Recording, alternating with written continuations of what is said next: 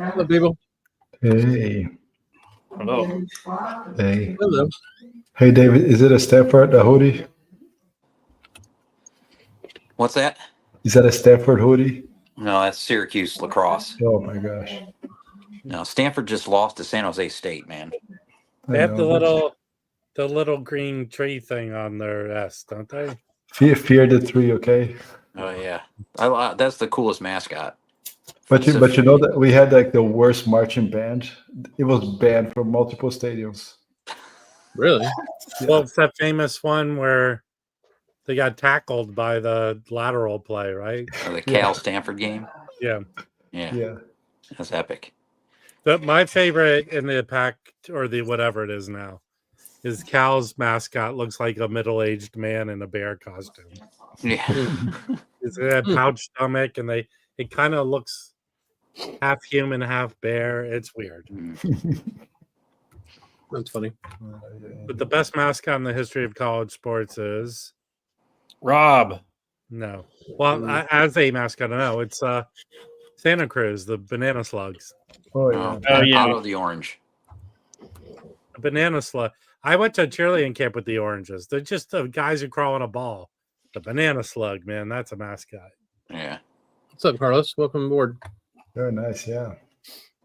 International. Oh man, job good. Brandon. Thank you. Hello. I ain't seen you in a while.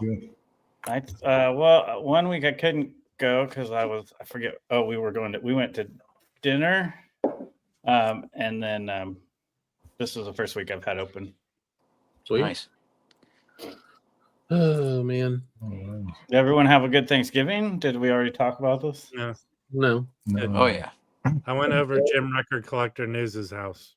Oh, that's cool. There was like 30 people, something like that there. Oh wow. Yeah. We had 8 people. Yeah, we only had 4. Yeah. It's okay. You threw down though. It's fine. It's Yeah. totally doable. Yeah, 8 is. 30 is crazy. 30 is a lot. It's I a think lot. 12 It is was- kind of where I would cut it off around 12 to 16. He did a good job. He had guys from the local prison with soup, and they were just. No, it was good. He did a good job. I brought 2 big giant pies from Nice. Costco. Yeah. It was good. Yeah, we made everything. We made way too much food. I got like 500 pounds of food left over, probably. No, I know. I still got food for all day tomorrow. Yeah. Oh yeah, For all day today, all day tomorrow. The I cool wasn't thing giving about it hosting is you have food for a week. Yeah. Yeah. Exactly. At least sometimes, right? Mhm. Yeah. I think we have about a week of food. I made way too. Me and my wife made way too much.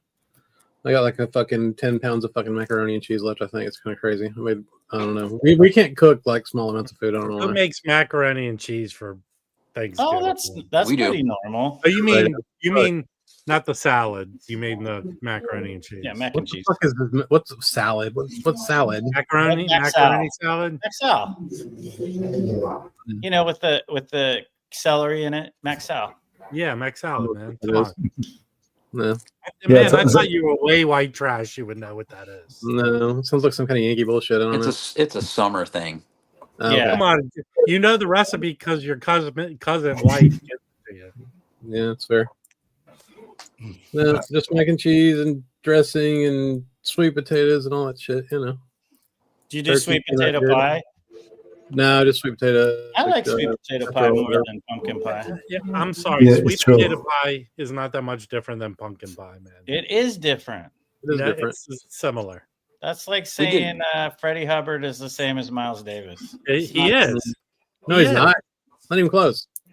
It's not. We did a few different things this time. We did Yeah, absolutely, Vinny. bacon wrapped scallops to open. Ooh, Oh, nice. Yeah. Yeah, and then we did New York strip steaks fancy along pants. with turkey. Nice. Yeah, so it was We a little did. different. We were pretty traditional, although I stopped doing the turkey about 6 years ago, and now I just do 2 chickens Mhm. Yeah. because I like chicken better, and Yeah, I can do a really good. I mean, I can do a great turkey. I can do a great chicken. So That's Where fair. Jim lives, and I'm not even joking. There are wild peacocks all over the place. Yeah. were you gonna kill Well, one? you had 2 turkeys, but I didn't see any more peacocks roaming around outside. Was there a lot of feathers that looked sort of different? Was a little He did was a dance. little more It was- chewy this time. He did a dance with something. That's funny. No, it was turkey. It was good, and he had the honey baked ham. If you don't have that honey baked ham, something's missing. I like we did the honey baked ham. We do that like the week before because the family had already been here. So Okay, the dad has it, so it's just there. okay, but do you take the bone and make the soup with the bean bag? Oh, I just made stock from my chicken bones. Nice. I use all bones. You get the packet of the bean soup from the honey baked ham, and then you use it to make the Anderson's pea. You can make your own Anderson's. no, pea. not split pea, navy bean. Oh, I like It's not to make. green. I'll make it all. It's all good. Yes. Yeah, we did bacon and cheese and Brussels sprouts too. Yeah, that's good. Mhm. We Ridiculous. did like stuffing and mashed potatoes, and I did mashed potatoes and gravy, but we did Trisha made like a Filipino fresh lumpia, like a fresh roll that was really good with all these veggies and pork, and they made crepes. They made all these crepes, so that was like the appetizer, and then everything else was pretty much straight up Thanksgiving. But there was a cool appetizer that was really different. Yeah, Oh, that's awesome. excellent. Cool. Yeah, that sounds pretty cool. It was. Did they go buy records today? I bought one record, but not at RSD. Well, sort of. It was like the anti-RSD. Yeah. Just a small record shop. They did 10% off. I think That's this was cool. the first RSD I didn't buy any used records. That's mostly what I bought. Because I only went to one place and I went in and got out. So I don't know. So did you have time to listen to everything, Dave? No, I haven't had a chance to listen to. Did Anything anybody yet get today? some new RSD releases from today? I got a couple. Yeah. Oh, yeah. cool. Felipe, did you get anything from RSD? I had a few records that they have mailed, Brandon, and I kept some. The other was a split with Chris and Mike. There's still more to split. We're not done yet. I got this But, one. Yeah, this is Oh, cool. That's the this one is I want to very get. good. To me, it has the same vibe with the Slugs record. Yeah. Oh, Lighted Slugs. Okay. Yeah, I don't think it's a performance at the same level, but I love the piano there. Joe Hicks just like as was. I think I thought about this record last week. And just Is it around $40 or 30? Yeah, it was 40. No, it was I don't know, 50. yeah, 2 LPs, it was $50. It was 50. It's 2 LPs. and there's a huge book. And there's a huge book too. That's Oh, very nice. good. I didn't pick that up. So we'll see how this one is. I don't know anything about it. We haven't heard anything about it, but I This figured is early '60s, one of his first trips to Europe. It's an important record in his career. Yes, the very I important streamed show. it. It's pretty heavy. Yeah, the 1960. Cecil Taylor's intense. Yeah. I'll get nice and drunk and then I'll listen to it. So it's him, Jimmy Lyons on alto sax, and Sonny Murray on drums. That looks fucking awesome. Yeah. Oh, cool. I think Who's it's on the bass? same record as this. What? The Taylor, isn't it the same as this? This Oh no, Rest of Freedom? Oh no. No. Is that live at Montmartre? Where's No. that at? That is a this is the 62 same live. show. Really? This is from Montmartre in overseas. What year? Yeah, Montmartre in Denmark, but I think it's not the same year. Yeah, this maybe one's not. Not sure. This is 62. No, this is unrelated for sure. And then this other one, though, Charles Tolliver's got Charles Tolliver trumpet, John Hicks piano, Clint Houston on bass, and Cliff Barbaro on drums. Oh, so it's just a quartet. Yeah. That's rad. Yeah, this record smokes. They're super fast and intense. Great session. What do you guys think of the sound? Sounds good? Yeah. I streamed the one song they dropped on Apple Music, and it was kind of giving me Maynard Ferguson vibes. Yeah. No, I mean, I've been with this record for 2 weeks in my system, and it's pretty good. Yeah, I'll I'll hold off until it dropped. I think it might be one of those that drop in price. It is a really good session, yes, and I think it should. I mean, if you don't have it yet, it should. I think it should drop in price for sure. That record, they didn't have at my shop. I don't think either of those that Chris showed. They were shortchanged quite a bit on their order. How many copies did they have this time? They didn't have many. I went to Josie. They usually have a pretty good stack of everything. I got there like at 4 o'clock though, probably. Mm-hmm. I went and saw a friend of mine from Colorado and a guy I used to work with. We went to this food hall place in Plano, which was kind of neat. They had like 30 little mini restaurants inside of it, and you know, bars and stuff. So we went there and had a few drinks and had some lunch, and then I went over to Josie. I got a fucking giant stack of CDs there today. That's what I really. Is it a CD day? Oh yeah, every day's a CD day, bro. Every day's a CD day. It's a CD day. Rob, you want to show all the crap you bought? Yeah, it's a shitload. I'll start off by saying I got this just from Amazon. If you haven't bought this yet, it's like $21 on Amazon right now. Yeah, it's a great sounding record too. I like that one. Yeah, that's pretty good. Yeah, I might get that. I don't have that one. It's a Savoy reissue, and I think Mike got it and he liked it. I've streamed it, so I picked it up. All right, so here are the two. I got only 2 RSD titles. I'll think overnight in the morning. I'll tell you this: Amoeba, you would think has the most of everything. I didn't see the Sun Ra, but I was with Fluffy, and he said he saw them. I think. And they didn't have any. They had one copy of the Shahib because one person got it right away, but I did pick up the Bill Evans there. They had couple copies of this. They had several copies of the Cecil Taylor. Was it $50? Was it $50 as well? 54. Yeah, I had that, but I put it back. I don't know why. I'm an idiot. I should have bought it. Well, they seem to have a bunch where I went. Yeah. Okay, I did. Kimbo picked me up one in Seattle because I went places like Amoeba, and then Freakbeat never ever got a copy, or the Sun Ra. So I went Run Out the Groove, which is a store near Atomic, and they were selling this $7 over the list. That's not cool. Because afterwards, I went back to my local store here, which is expensive. They had 2 copies for $46. But I mean, I don't care. I got it. I'm happy. This is the one I want. But I picked up crazy records today, like a crazy amount of cool records. I'm going to start off with saying Fluffy gave me VCLT. Oh, nice. Nice. Status. Which one do you pick this? Yeah, well, it's the Status. But I bet it's a blue Trident. Oh, no. No, it's Status. It's Van Gelder. So I'll see how it sounds, but thank you, Fluffy. He gave me this. Wow. It's a great record. He gave me some other records, but that's killer. Okay. I picked up a copy. I'll see if, obviously, the cover's not so great, but the records are clean. And I'm going to see if it's better than the one I have, Swap Out. And is that different than I guess it's different than the... No, it's different. This is the one they reissued is like recorded in the third stall of the men's room. This is good. Right. This sounds good. And who else on that one? It's his normal group with Pharaoh Sanders. Oh, okay. I accept David Garrett. He's playing bass clarinet on it. Oh, cool. But the rest. That looks sweet. All right. This was a good pickup. This was on the wall at everything was 25% off at Safari, but they don't participate in Record Store Day. So this is on the wall. This is I think this might have came out as a blue Trident. So it's Van Gelder blue Trident. Wait a minute. I got that the other day, but I can't remember if it was a CD I bought or a twofer. Oh, it was a twofer. Yeah, there's 3 volumes. That Status twofer includes that record in it. Okay. You know, it's called Status? Yeah, I have it. And then this is the one I wanted. They posted a bunch of records early. I went in there to get this. Vinyl Piper grabbed it for me. So this is, I guess, when he signed his Impulse deal, they reissued a few records.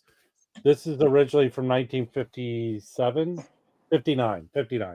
and was released on Saturn, but they released this on Impulse in 74. So I think it came out as a neon label. This is neon, and this is very clean.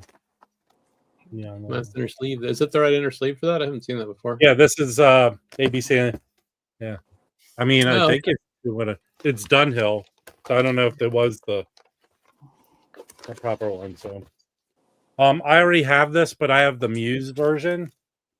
So this is the Cobblestone original. Nice. Yeah. Yeah, I've got the Muse version of that too. So I'll see which one sounds better. They probably sound the same. Probably. This was cool. A German pressing of Return Forever. I don't think that's the first one, right? That's their first album. Well, it's sort of. It's not the same band except for Stanley Clark's on this. Right. But Joe Farrell's on here. I can't remember if Light as a Feather is the first one or it's that one, but it's with Airto and. Well, this isn't technically the main group was right. Stanley Clark, I don't the remember. drummer. Right, but the first two albums have Airto and Flora Purim. Yeah. Okay. I sold that record, and I can't remember what the deal was. I mean, it wasn't much. This is the Goodfellas reissue. Goodfellas, you would think is like a boot company, but no, they're a legit Italian reissue. So I have a few of these, and they had this like everything was 25% off. So is that a funny record? Huh? Was that a funny record? Yes. No, No, you're supposed to say funny how. Goodfellas, come on, man. Dude, What? Felipe's not here to amuse us, man. I found a gummy in my pocket that was left over from yesterday. Okay. So you're slow. Okay, this was cool because a couple weeks ago, I don't know how many records for Muse Bill Barron did, but I picked up another record with the same lineup, and it was killer. It was a really good record, so I picked up this. And That's there's three like, Bill Barrons on early it. 80s, right? Yeah, Not one of that's a digital one, isn't it? The ones are digital, and Van Gelder is mastered them. So this is not a Van Gelder. He didn't do this one. Wait, who's on that? This is Kenny Barron, Jimmy Owens, Ben Riley, and Ray Drummond. This is the same lineup as another Muse Bill Barron record that I have, and it's really good. I forget the title. My memory is not with me right now. So then I went over to Atomic. This was in the 50-cent bed, mint. I have the stereo version of this. If you don't have this record, you need to get it. This is a John Lewis. Bill Evans is on here. Scott LaFaro, George Vivier. It's a crazy amount of people on this. Yeah, and if you like that, you should get Essence, which is another John Lewis that's on. Ornette Coleman's on this. And this, I know my others are stereo. I picked this as a mono. This was in the 50-cent bed, man. I think this is creeped up in price. I think it's in the 50 cents. Okay, I found this at Atomic. This is an OG mono. Bring It Home to Me, New York label. Well, I don't know if this doesn't have an ear. It's on a plasticine. I don't know. 66. This is 66. 66. When did it originally come out? Then it came out 65. Okay. So that was cool to find the mono. Okay. Hang on. What, Felipe, you like that record? Sorry, Chris. So do you like that one? Yeah, I have an OG and I have a Tone Poach. I mean, again, there's not even comparison between both, but both are cool. Yeah. Then they've I showed these all on my record store day video just posted, but there are 10 of these early 70s Blue Note 10-inch reissues. Oh, neat. Are those Japanese or? Well, No, technically, okay. One of them, I think this is a Japanese. I haven't looked it up. Yeah, that's the Toshiba 90s series. They did the whole 5000 series. Yes. Yeah, but these are from the early 70s. One that were made in the U.S. and sent to Japan.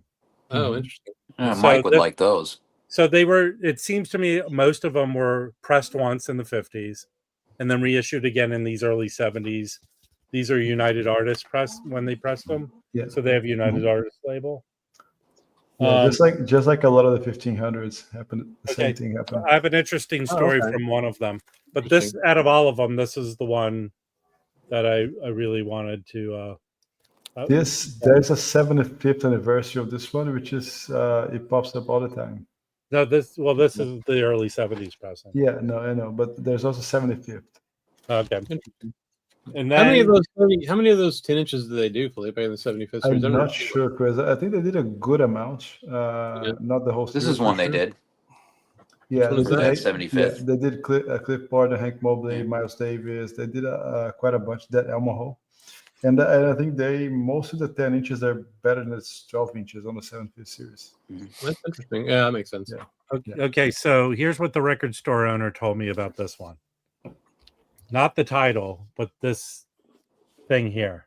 Okay. So this used to be owned by Donald Byrd. Really? Record, yeah.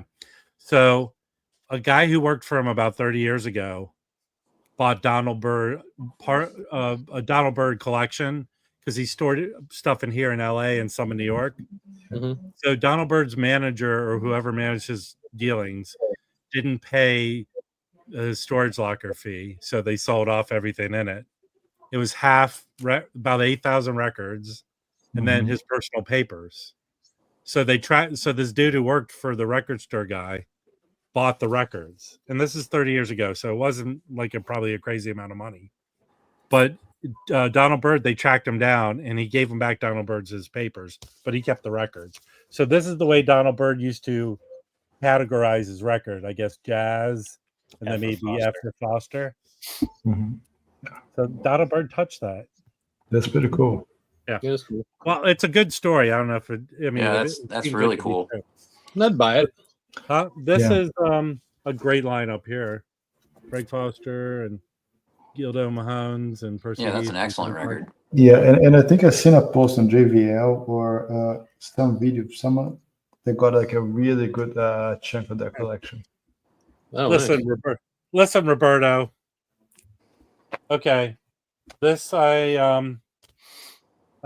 is a record that came out in Japan.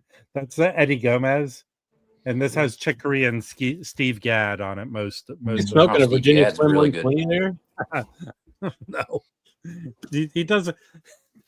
He Benson doesn't and Hedges. But probably, yeah. I hope this is not smooth jazz. Dude, that's what we used to smoke back when we No. wanted to be fancy. When I was a kid, like a teenager, we'd buy some Benson and Hedges, like we were fancy. This is, when Roberto, I think, gets over 60, this is what it'll look like. Yeah, if he's lucky. All right, I found the copy of this. What is that? Oh, okay. Oh, yeah, that's the Blue Label, Rob. Yeah, the late 60s stereo rechanneled when they started doing it. Yeah. This is a Black B, I think. Black B. Yeah. I don't have good news about this one, but try it yourself. Uh-oh. Well, I found an 80s pressing of the this. Oh, nice. Some of one these Wayne will I'm find missing. its way to my auction. Okay. Is that a Wayne Porter? I'm going to save the rarest record to the end. I only have like 4 more. Okay, this was on the wall at Amoeba, so I grabbed that. How much were they asking for that, Rob? It was 45. I have another copy. I was going to keep the better of it. Are you interested? No, Yeah, because they have it locally, the exact same copy for the exact same price. That's what I was asking you. We went into another store and they had it for 40. So Okay. it ranges around there. Yeah, but, if your other copies are nice, then yes. Yeah, If it's but- I don't want it. but the Are you copy here The doesn't other have the copy is cutouts. BG Plus. It's fine. Yeah, but the copy here doesn't have the cutouts. Ah, That's a smile, man. I wouldn't have cut Yeah, out. He I was just like it. hungry. Yeah. Okay. Here's That a is good one. not Nicole approved. This is a good one. Yes. This is a guess which one this is. That's a Black B. 73 Black Black B. This is a White B. Yeah, yeah. This 70. record is spectacular. I sold my copy to Mike when I got the OG, but it's Yeah, spectacular. this is a Van Gelder. Yeah, this is really well done. This is really, really worth it. They had this was $20, man. It's not that far behind the Tompo. It's almost there. Nice. What is that? RT Shepard and Dollar Brand. Oh, sick. Oh, that's Looks nice. great. Yeah. Yeah. I love some duet with piano and sax. That's awesome. On Man. Denon. Oh, it's on Those duet records, Denon. man. It says Japanese. But that sounds amazing. I'll let you know. Okay, this is the last one, and this I think is a very hard to find record. This Put it in my pile. it's I'm keeping it, man. We were streaming it. So I don't know a lot about Charles Gale. So Dave, what can you say about Charles Gale? There's some of the stuff that can get really free and out there. But yeah, he was living on the street for a while. I think he was originally from Buffalo. But Right, he's in the 3 LP, the box we got with Parker. Yeah, but and he somehow survived and Yeah. So this come was back done in and 1987, and I streamed it. It was free, but there are 0 of these for sale on Discogs. None. No, I know. That's And like 9 people own it, and like 160 something want it. on what, that Silk something label? Yeah, Silk Heart. Yeah. Yeah. In Storyville, weird. If you don't like it, you know where to go. I like it. Are you going to sell that cornbread copy? Right. I don't have. I mean, a lot of these I probably will sell, but I don't know. A lot of people. I get people who message me all the time, so I have to always check and see who's asking. But Yeah. maybe I don't know yet. I'll see how it sounds. Felipe gave it a good ring endorsement. I'd say that Donald Byrd record you got was the one that belonged to him. That's the find of the day. You think so? Cool. Yeah, that's freaking really cool. I mean, this is Except a good Rob made the story, runner, right? Yeah. Yeah. That having something that was handled and on the shelf that belonged to him, that's really cool. Yeah. Well, now hold on. Now you have. Yes. By the way, everyone, if you haven't yet, go purchase Jacob's new record. It's freaking awesome. Yes. And then go watch the So interview. last I have other records I showed on my stream, but I ran into Jacob at the Orange County Record Show last weekend, and he was very nice. But I bought him.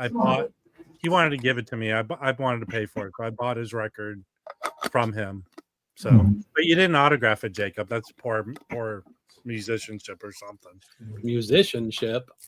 Ooh. It's musician shit. Yeah, there's the Bandcamp link. Really great record. Yeah, no, and he's doing great. I mean, he's doing the whole thing by himself. It's just amazing, and with good music on top of it. It's not just it's not just the package thing, but the music is outstanding and totally deserves the package. And I hope he sells out. Me too. Oh, I got a record. Let me find it. Where the hell did I put it? I'll have to find it later. Hang on. Oh, here it is.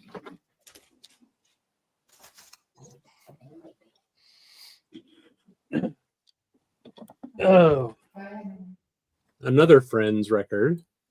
And I got. Oh yeah. Got a Louis record. What's the number? You did. What's the number? Did you just get it? Yeah, I got it last week when I saw him at his house. Okay. The number is. Where the hell is it? Oh, number 9. No. Well, I got 207. Number 9's pretty cool. Yeah, Which is divisible by 9. Nine. That's pretty cool. Is it? Yeah, I guess it is. Yes. Yeah. Look at the brain on Felipe. Oh man, I got sucked into this new video game on my phone. I spent like $50 on it already. What is it? It's called Last War. It's like one of those war games where you like fight with other little cities around you and shit, and you can like buy shit to make your guys better or whatever. Happens to me every holiday, I swear. What's up, Mazzy? Is it a fake world or is it a? Yeah. The freaking ads for it are all over TikTok. I got sucked in. Did you have a good RSD, man? Small amount of records to show. All right, let's see them.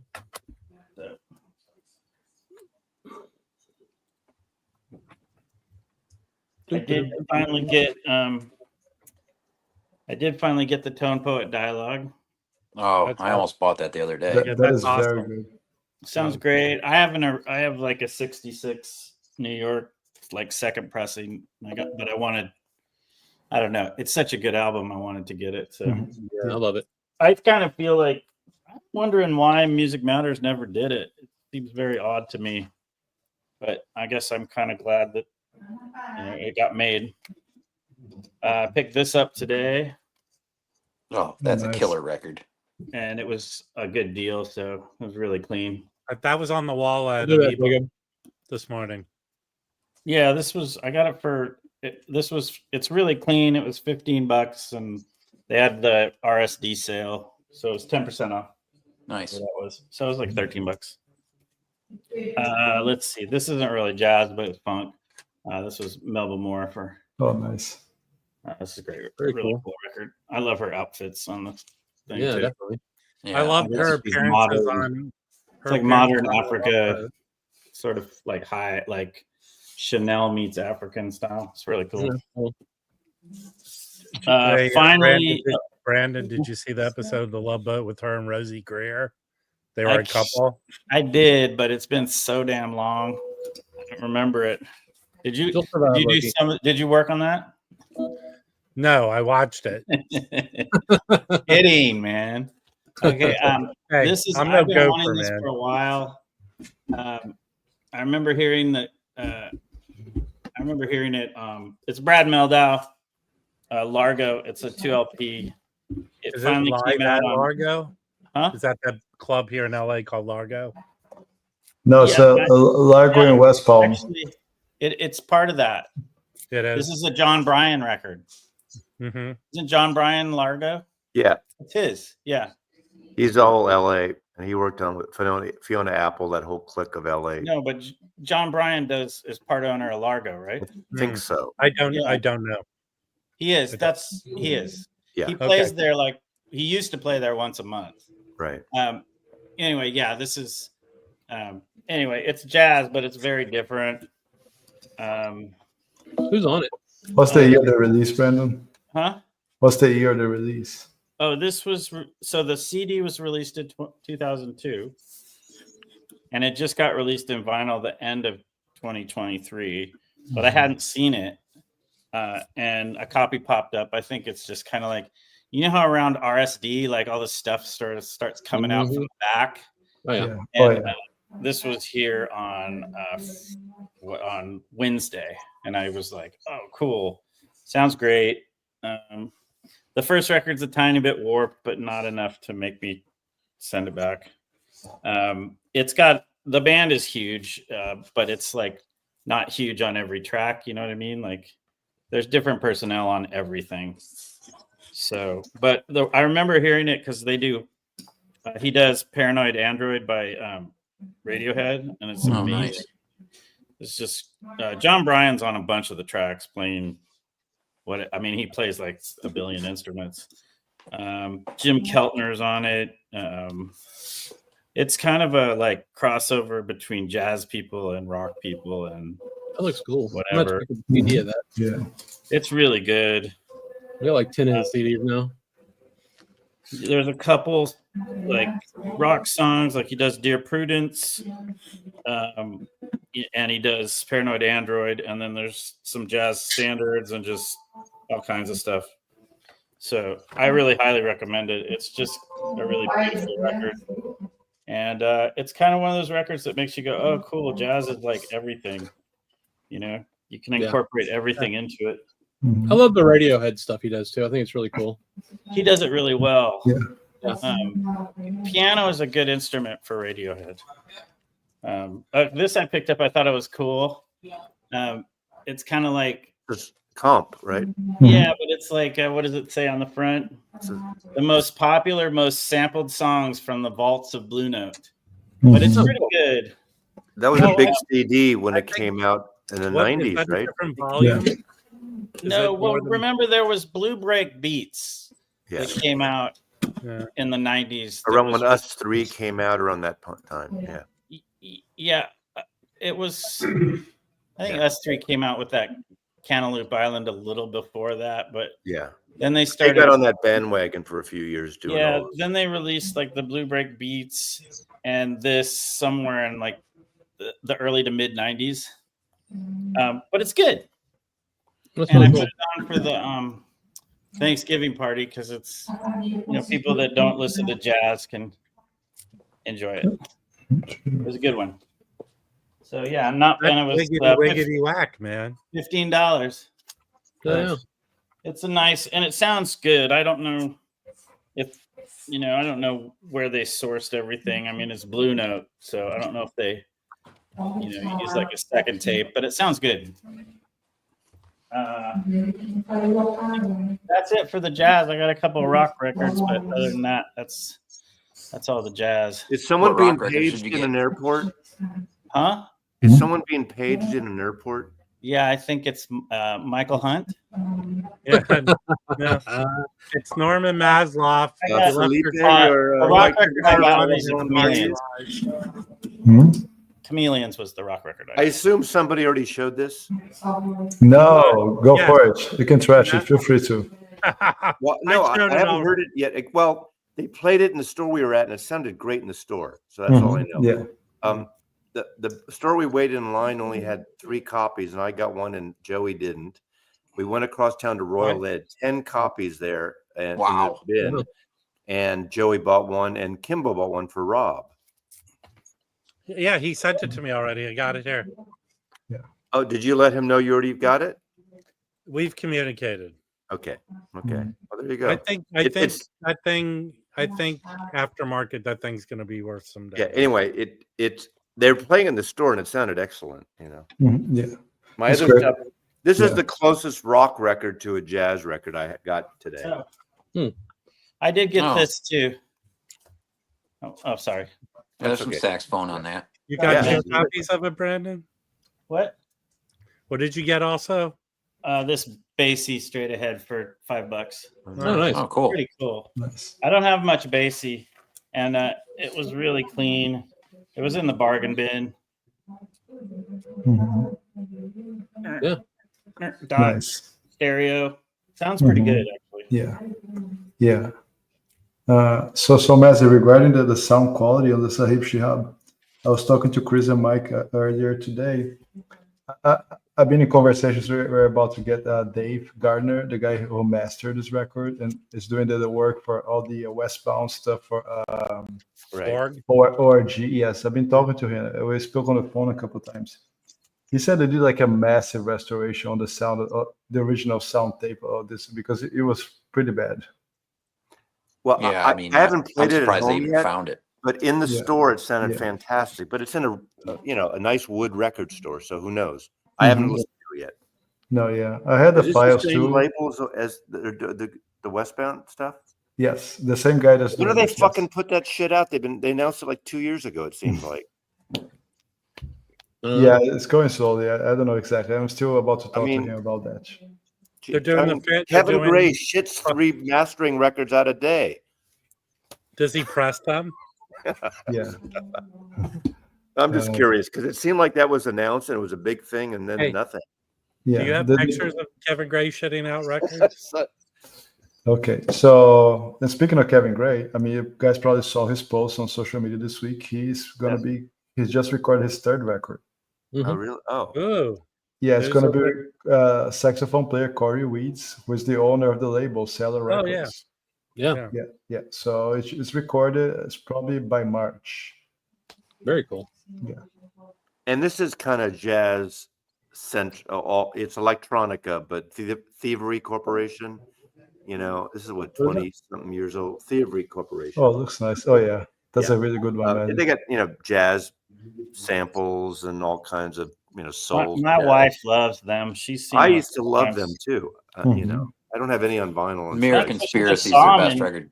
I think they did like a reunion tour thing. I mean, it's a big sampling thing. I just like this stuff. No, that's awesome. No, it's a good record. Yeah. Sorry, Nicole. Did you pick that up or did it get sent to you, Matthew? These aren't freebies. These are things I bought. So what's in this box? It's the later records, which aren't as popular, aren't as famous. They're not bad, actually, but they're not the classic ones. This is from 77 to 70 to 94. I mean, so it's got Platinum Funk, Galaxy, Music Band, Outlaw, Peace Sign. It's good stuff, but it's not the primo stuff, if that makes any sense, Yeah. And then what else? I know maybe this is not the right audience, but I have this CD. It's fucking great. David Grisman. You picked the wrong audience. Damn you. Mandolin player, played with Jerry Garcia. Newgrass, I guess you would call this. I know this CD and this recording. Is there any saxophone in it? No. This is amazing. Maybe a trumpet. Is there a trumpet? Amazing. He played a bunch with Jerry Garcia for a long time. He does have a very famous record. What's that record, Mazzy? The one on Kaleidoscope, not Kaleidoscope, maybe Kaleidoscope. he had his own label too for a long time. Now this is the one record I went for. It's this Monterey and this Monterey. So it's one LP is the Bird set, 67 Monterey. One LP is Buffalo Springfield set with David Crosby. That's the only one that Vinyl Richie wanted to get. I think they should have put the hype sticker on the Birds because the Birds. That means Crosby, no Young. Is that what it means? It's Buffalo Springfield without Neil Young. Yes. Yeah, Crosby, no Young.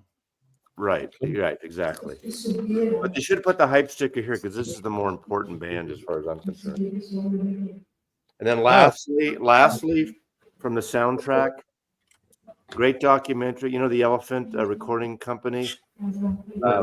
Basically, a Neutral Milk Honey and a hotel, and Apples in Stereo. That whole label is a great documentary. This is the soundtrack for. So I gotta address something. That's it. Because we had one of our members ask a question. When is your Blue Note Classic 2025 video coming out? Yeah, it was at a terrible time. We were all busy, so we'll probably try to get it done next week. Yeah. Well, there's some cool stuff on that for sure. Yeah, there is. Oh, for sure, it's a great list. Yeah, we just unfortunately none of us could be available the same day, same time this week. Yeah, lots of things going on, plus You the think- holiday. Yeah, it's You just think they all live in the same house, but they do not. no. We all live in 3 separate rooms of the same house. We don't really. You all see each share other. the same bed, and you sleep this way. Eddie, I did get the Raymond Scott, not the Raymond Scott. You mean the God, what's his name? You know, the Warner Brothers cartoons. Raymond Scott. Some of it's You Raymond. I did bragged get so much about that record. the I Carl never saw it. Stalling. I got a promo of the Carl Stalling. Yeah, I never saw it anywhere. Thank You know, I Shane. didn't either. That's funny. I didn't either today. A couple other things. So Loki said that McAuliffe turned him off the Rimler record. What does that mean, Loki? Because that sounds stupid to me. I like the Remler record. It's He terrific, said that yeah. the band was not up to par with her. Do you do everything that Ken You're an idiot. McAuliffe tells you to With that. do, Loki? Don't say it, man. I'm telling Yeah, you. you If heard it. Ken Have you McAuliffe guys- asked you to jump in the river, would you do that, Loki? I think He's just very critical of their drummer. Okay, well, he's a fucking. He's He's a a drummer. drummer. So I didn't think of the drummer. So I do the opposite of whatever Ken McAuliffe suggests. Well, he did say that the guitar playing was phenomenal. Anybody That's here good. listen to it also? Like that she deserved yeah. to have a better band. Yeah. That's what Hey, he's saying. What do you think, Fluffy Felipe? bought it. I was with Fluffy when he bought that. Felipe, what do you think? You've heard it, It's a, right? it's a terrific record. I think we talked about with Zev in the interview, and Chris had the same impression I had it. She just goes so. I mean, she's hugely Wes Montgomery, but Yeah. she's just like so easy to adapt to any style. Look at all the songwriters that he played in that record.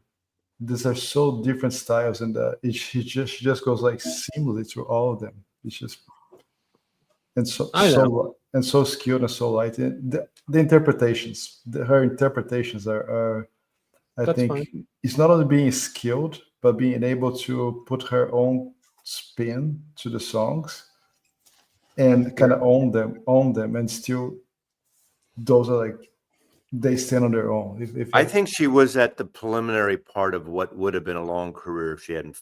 You know, Oh, absolutely. yeah. 'cause- So in a way, these are early. I mean, great recordings, but early, not early-ish, somewhat early.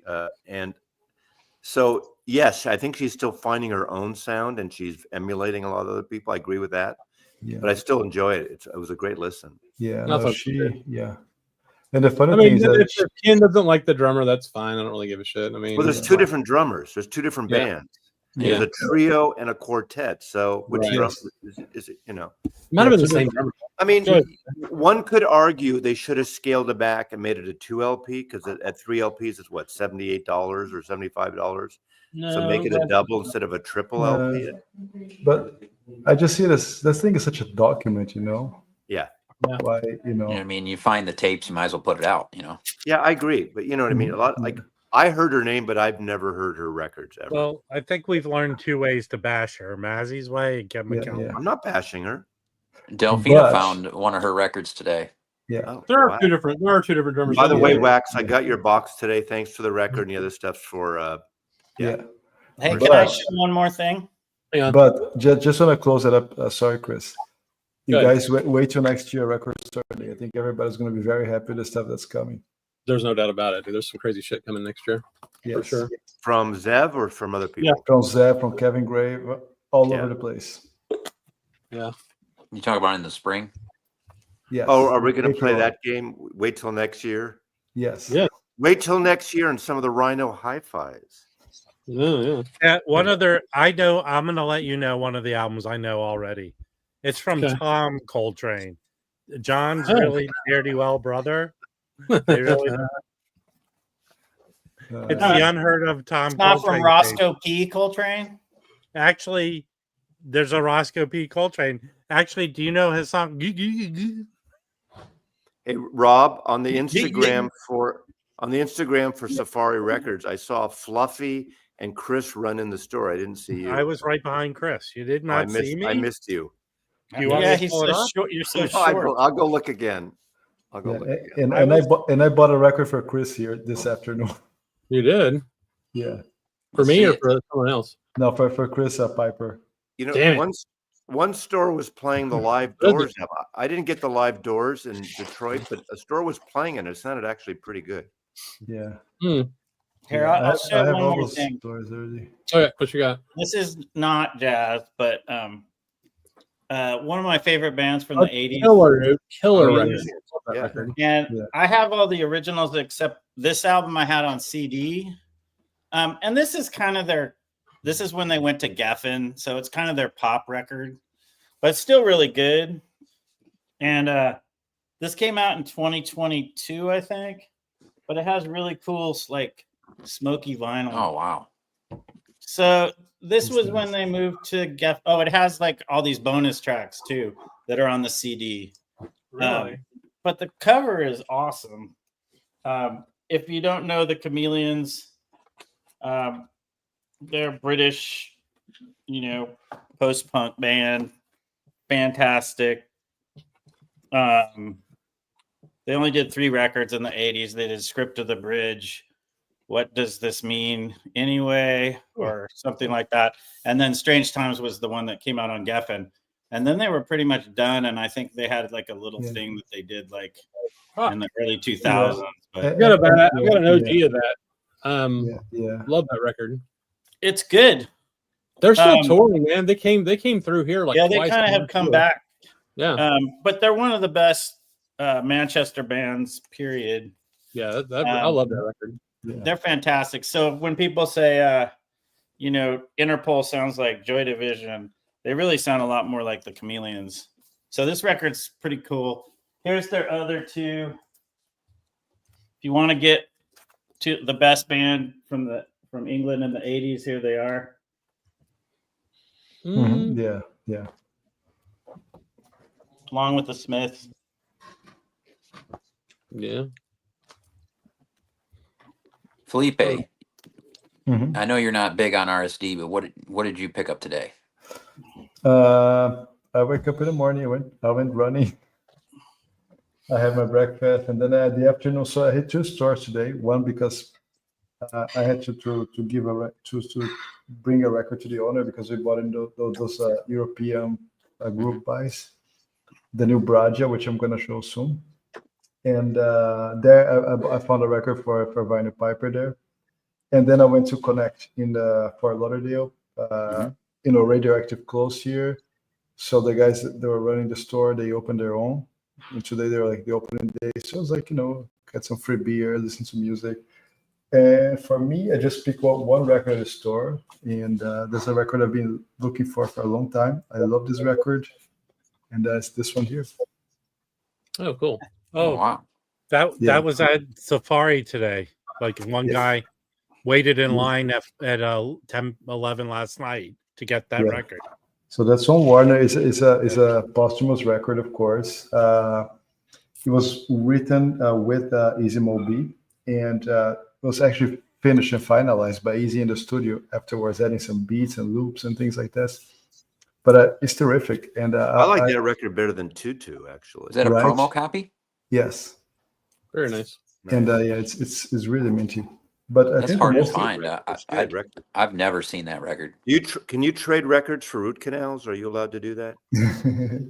No. I have to get some cash before I can buy records. All right, I didn't. But yeah, but if you listen to it, I think back in the day it was not like well received. But if you think about all this fusion, acid jazz, and all these DJs and all stuff that came in the late '90s, early 2000s, and to this day, again, he was ahead of the game. Although he was not. You can complain about his playing later in his life. I mean, he barely could breathe, right? How much like to blow a horn and everything. Cancer plus all the effects from everything that he did throughout his life. But I think it's still a nicely played record, good instrumental there. It's not electronic only. There's musicians there. A lot of people playing this record. If you look at the list of players here. That's a great funky listen. I love that record. Yes. Whereas Tutu is more middle of the road. I mean, Tutu's good, but it's not. Yeah. I don't pull it out and play it very often. And he has that very late 80s, early 90s kind of hip hop that was being there, that kind of transition times, those beats. I just love this. I think it's very uplifting. Because I remember. Oh, go ahead. Sorry. No, go ahead. And and sometimes it can get a mood, sounds bigger, but I think it's really cool. It's a really fun listen, and people should definitely look into it. And it's not easy to find a record because it's from '92. It's like. Yeah, I have the CD. I've never seen a vinyl copy of it. CD was taken over, and this doesn't go for cheap because it's not an easy find. Right. No, I've never seen it pop up in Charlotte. Yeah. Rob should do a thumbnail on his next video of him sitting with those pants with the shirt off. That'll be awesome. You should do one of. I'm going to do one of your Tombstone right next to it. Rob, you're such a joker. But so I don't know how much that record was going for. Like I said, at Safari. A dude lined up at 11 p.m. last night to get. Do you know how much it was at Safari? I think Piper would know. Let me message him. It's a 100-ish. Could be a little more, a little less. It's in that range. Yeah. Well, Here's a question, Mazzy, that Roberto paid me to ask you.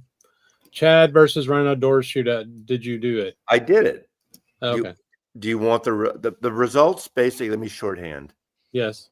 3 of the Rhinos I thought were better, that I enjoyed more of the 45s. 1 Morrison Hotel, I don't have the Chad 45, so I can't compare. The LA Woman Chad gets the that's better, but different more. The Rhino's very good. The only one I thought was weak of the Rhino, and just in my stereo, is Strange Days seemed too bright to me on the 33, and I've heard things about that, but I tell you, the self-titled one from the safety tape that Rhino used is a lot better than the 45 on my stereo in my room. Mm-hmm. So it's subjective, but it depends on your taste, your rig, your room, all that stuff. So the box is successful, and to me, I always give 33s an edge because I don't like 45s. So, hey, all right, you did your job, Roberto. Now go run and tell $2 for that. Mazzy bashed his records. Yeah, so we can get Chad on. Maybe I can come on and yell at Mazzy again. Yeah, I bought Chad's record, so why would I bash him? No, I'm just kidding. Why would you, Mazzy? But you just did. I didn't bash him. I just said when all is said and done, I would go for the 33s. But there are differences, and depending if you like the Chad's probably has more bass, but I think the Rhinos are more balanced. If that makes any sense. Yeah, I would say, Mazzy, I have all those stereo originals. They have the bass is pretty good. It's pretty deep. Yeah, I don't have my original anymore, and I didn't compare to originals. And I'm sure if you have the originals and they're clean, all the power, they probably are the ones to keep. They are very good. Those OGs are very good. Yeah. But the 45s is just like they work way better. Yeah, they're great. I got a bunch of CDs today. Let's see them. Wow. They better be good, man. I can smash out. I'll show shit CDs. I'll show shit CDs. Big Josie sale. Yeah. I'm gonna take them out of the case so you can actually see them. This one's kind of neat. So this is a Benny Golson called Terminal 1. And this was, when did this come out? Let me see if I can find it. I was looking at it earlier when I was at the store. Shit. Well, anyway, it's got Benny Golson on sax, Eddie Henderson trumpet and flugelhorn, Mike LaDon on piano, Buster Williams on bass, and Carl Allen on drums. It was recorded in 2004. So, Chris, let me just make a quick break here, just so we don't lose track. Yeah. The Doors actually had a bass player in the studio. Okay. Oh yeah, that's true. All right, go ahead. Yeah. So we got Vinnie Olson. His name was Tom Coltrane. It was Tom Coltrane. So that was cool. What is this on anyway? I don't even remember. It's on Concord. And then in rehearsal, this went so much better. What did? Your dumb joke? Showing the CDs. No. Then I found another Vinnie Olson. So this is called Remembering Clifford. So I guess it's a lot of Clifford tunes, Clifford Brown tunes. You got Vinnie Olson, Ron Blake, John something on trumpet. I can't even read it. A bunch of the same guys. Peter Washington's playing bass. Tito Puente's on here too, which is kind of neat. This was like in '97, I think. So yeah, focus. Yeah. What? Here's the record, but I can't read the price on it. Let me see. Yeah, it's not even coming on. It's like he erased it. Okay. That's weird. Hey, I didn't even text him. He's watching. Why don't you comment, Final Piper, and support the Jazz Bums? Yes. Yes, Chris, come on. Help out. Yes. It confuses me when you say Chris. At least we don't have 15 Chris's on the show this week. Actually, I wish we did because that was fun. I found this Art Farmer, Soul Eyes. Oh, that's cool. Yeah. Live at the Blue Note. What's you got from? Let's see. This is on Inja. It came out in '92. I don't know if it was on vinyl or not, but Art Farmer, Jeff Keyser on piano, Kenny Davis on bass, and Louis Nash on drums. This was produced by Helen Keane and recorded in Blue Note in Japan in '91. Nice. What's cool is they have a CD. Josie's a cool store. They have like 3 turntables set up so you can listen to records, before you buy them, and then they have a CD player with a set of headphones too. So it was interesting. Like I was telling you guys, my friend was there from Charlotte.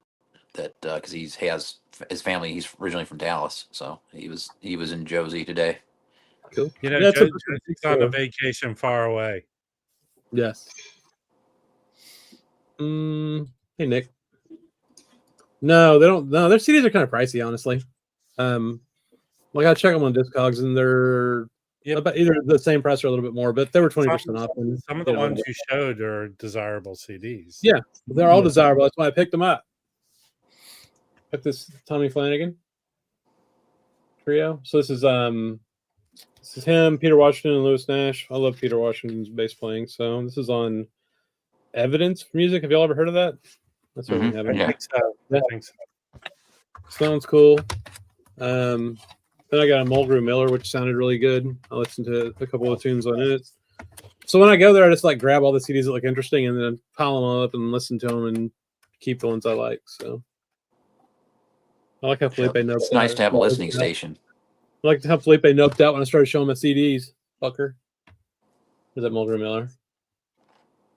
What year is that? Is that like 95 or something? Let me see if I can find that out. I was curious.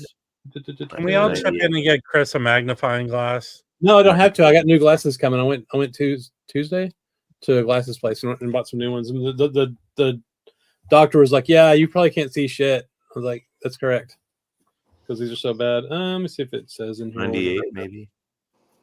I don't know. It doesn't say, but you got it's cool lineup. Mulgrew Miller, of course, on piano. Eddie Henderson, trumpet. Kenny Garrett on alto and soprano. Joe Henderson on tenor. He was in Tony Williams' band for a few years. That makes sense. In the late 80s. And Christian McBride and Louis Nash. So kind of, and there's a vibes player too, Steve Nelson, I never heard of. So I thought this sounded really good. Cool. I don't know if I know my CDs are radical. It's true. Yeah, it's a radical political statement against the vinyl. Rob, I really think this is how Chris is the spy. This is how he transmits his. Are you talking about Vinyl Piper, Chris? No, what? Jazz Bum Chris. Oh, when Chris Vinyl Piper was running in the video to Safari, do you know what record he grabbed off the wall?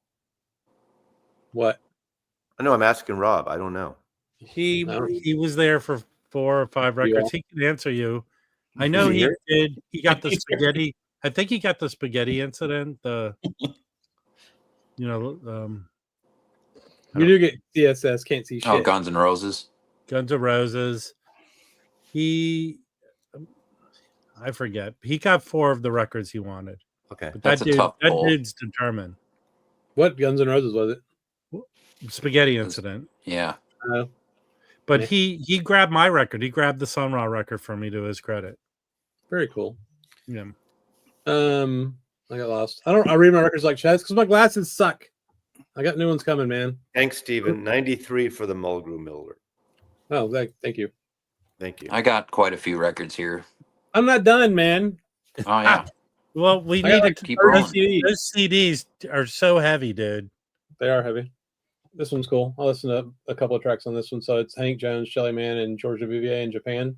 This is on an interesting label called Jazz All Art. Y'all ever heard of that? Or All Art Jazz, I guess. No. What year is that from?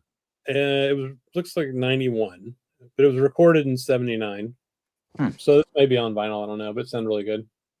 Cool trio. No, I haven't seen that. Yeah. Me either. What else? I got a ton. I'm just taking them out of the stupid jewel case so you can actually see them. Here's another. Oh, this is one of the. So I think they did like 30 or 40 of these. These are these live at Maybach recital halls that Concord did, and they're all just solo piano players. So this is the Hank Jones one. So that's cool. I think they did a lot of them though. I don't remember if Where's Hank from? Detroit? Yeah, he's the brother of Thad and Melvin. Yeah. Yeah. I'm up to Jazz CD Shepherd. How dare you? It's expensive. Hey, is the Jazz Shepherd still around? Yeah, man. He's still making content. He's tending to goats. His videos haven't popped up, and I've subscribed. I'm just curious. That is true. If they made CDs bigger, I would be able to read them better. That is very true. Man, you're so logical, easy now. Isn't that logical? Isn't that good? They should make CDs 12 inches big. And make them out of vinyl. This one's neat. So this is Roy Hargrove. What? Approaching standards. So he's done a bunch of standards on here. They sound really good. The bass on this sounded nuts. I've listened to it was a promo. Now, Chris. Yeah. Yes. How were you able to buy that?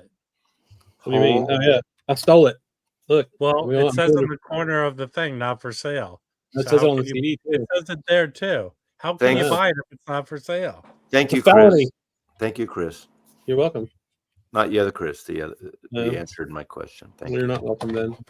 Why? Thank you too. I like all the Chris's. Mazzy likes to have a conversation with the peanut gallery while you're showing your. I like to answer. I'm sorry. Oh, binaural. Nice. Holy shit. Both whole OGs. Nice. That's awesome, dude. Great stuff.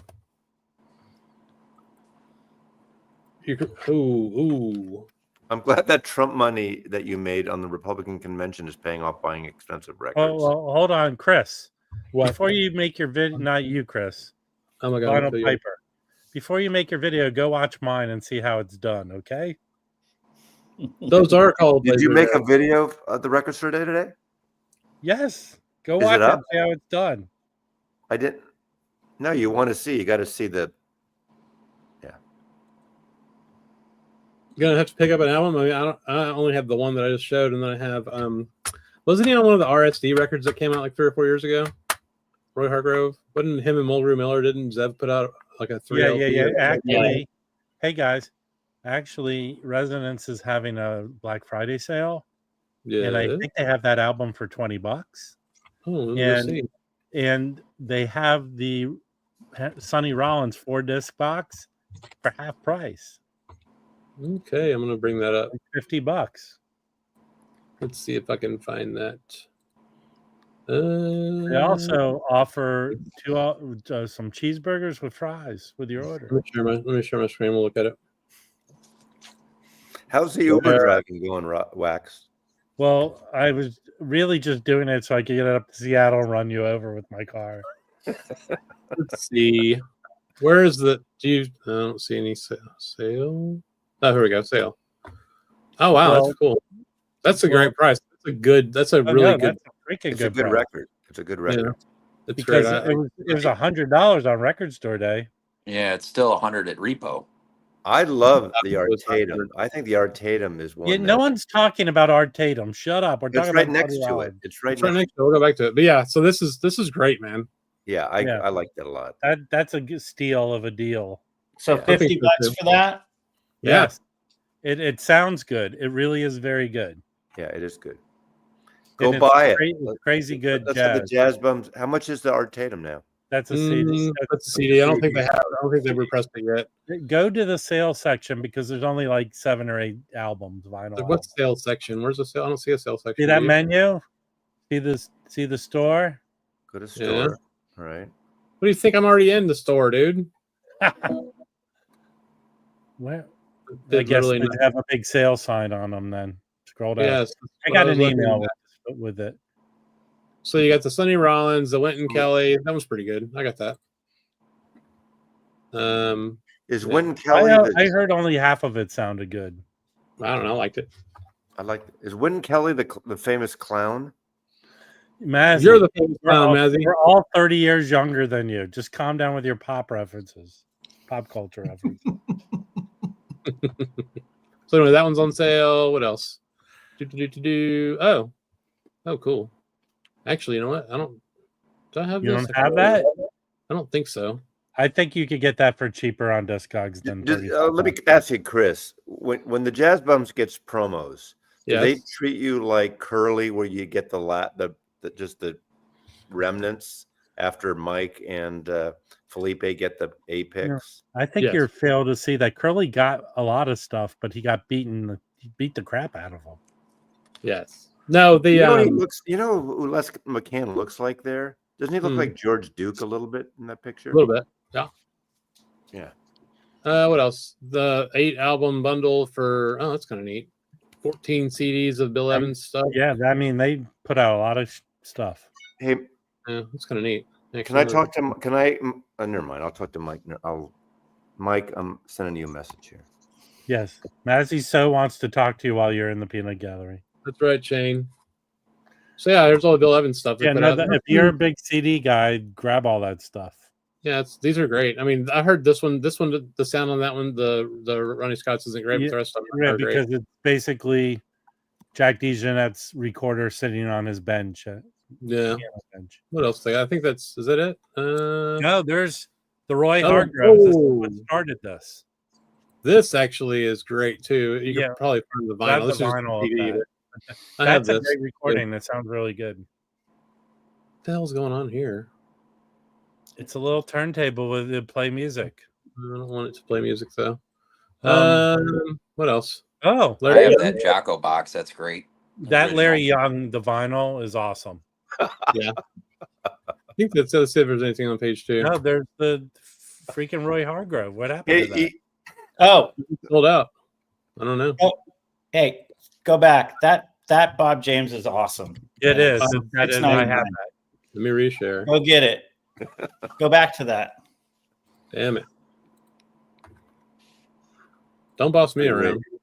I'm missing only. You're three not the boss. comments. That Bob James for what is it? $6.99 for the LP. That's what you should Yeah. point out most of Get them. it. It's so good. Yeah, it's good. Nicole, who's less than 20 years old? I'm missing. You should point it out. Most of them are less than 20 years younger. Less than 20 years younger? Oh. Who That's is? Oh, these people here? Yeah. Yeah. Hey, that's true. Nicole, if I said that, it wouldn't have been funny. I think 30 Nicole years and I are ago. like very close age-wise to each other. How old are you now, Ma- Mazzy? Ma- I'm 70, Mazzy's wow. only 14 years older. but than I'm a me. young 70, right? You are a young 70. Hey, I got up at fucking 5 in to stand in line in 36 degree Yes, weather. they should put you on a magazine cover, Mazzy. I'm frozen. Good one, huh? I'm going to have to buy that. I Probably. just got this I picked this up for a friend of mine, and I paid. It was 20. I thought it was a great deal at $20. So if it's $6.99, then pick it up. I bought it at one of their sales for like $10. I think it's my favorite Resonance recording. So Nice. All right. We're doing it. I got this Charlie Hayden Liberation Orchestra CD. So Well, you always pick up Charlie Hayden, don't you? I love Charlie Hayden, man. Yeah. This was interesting. I listened to a couple of tunes. There Carlo Blaze on here. It's all the people you would expect. Dewey Redman, Joe Lovano, Branford's on here.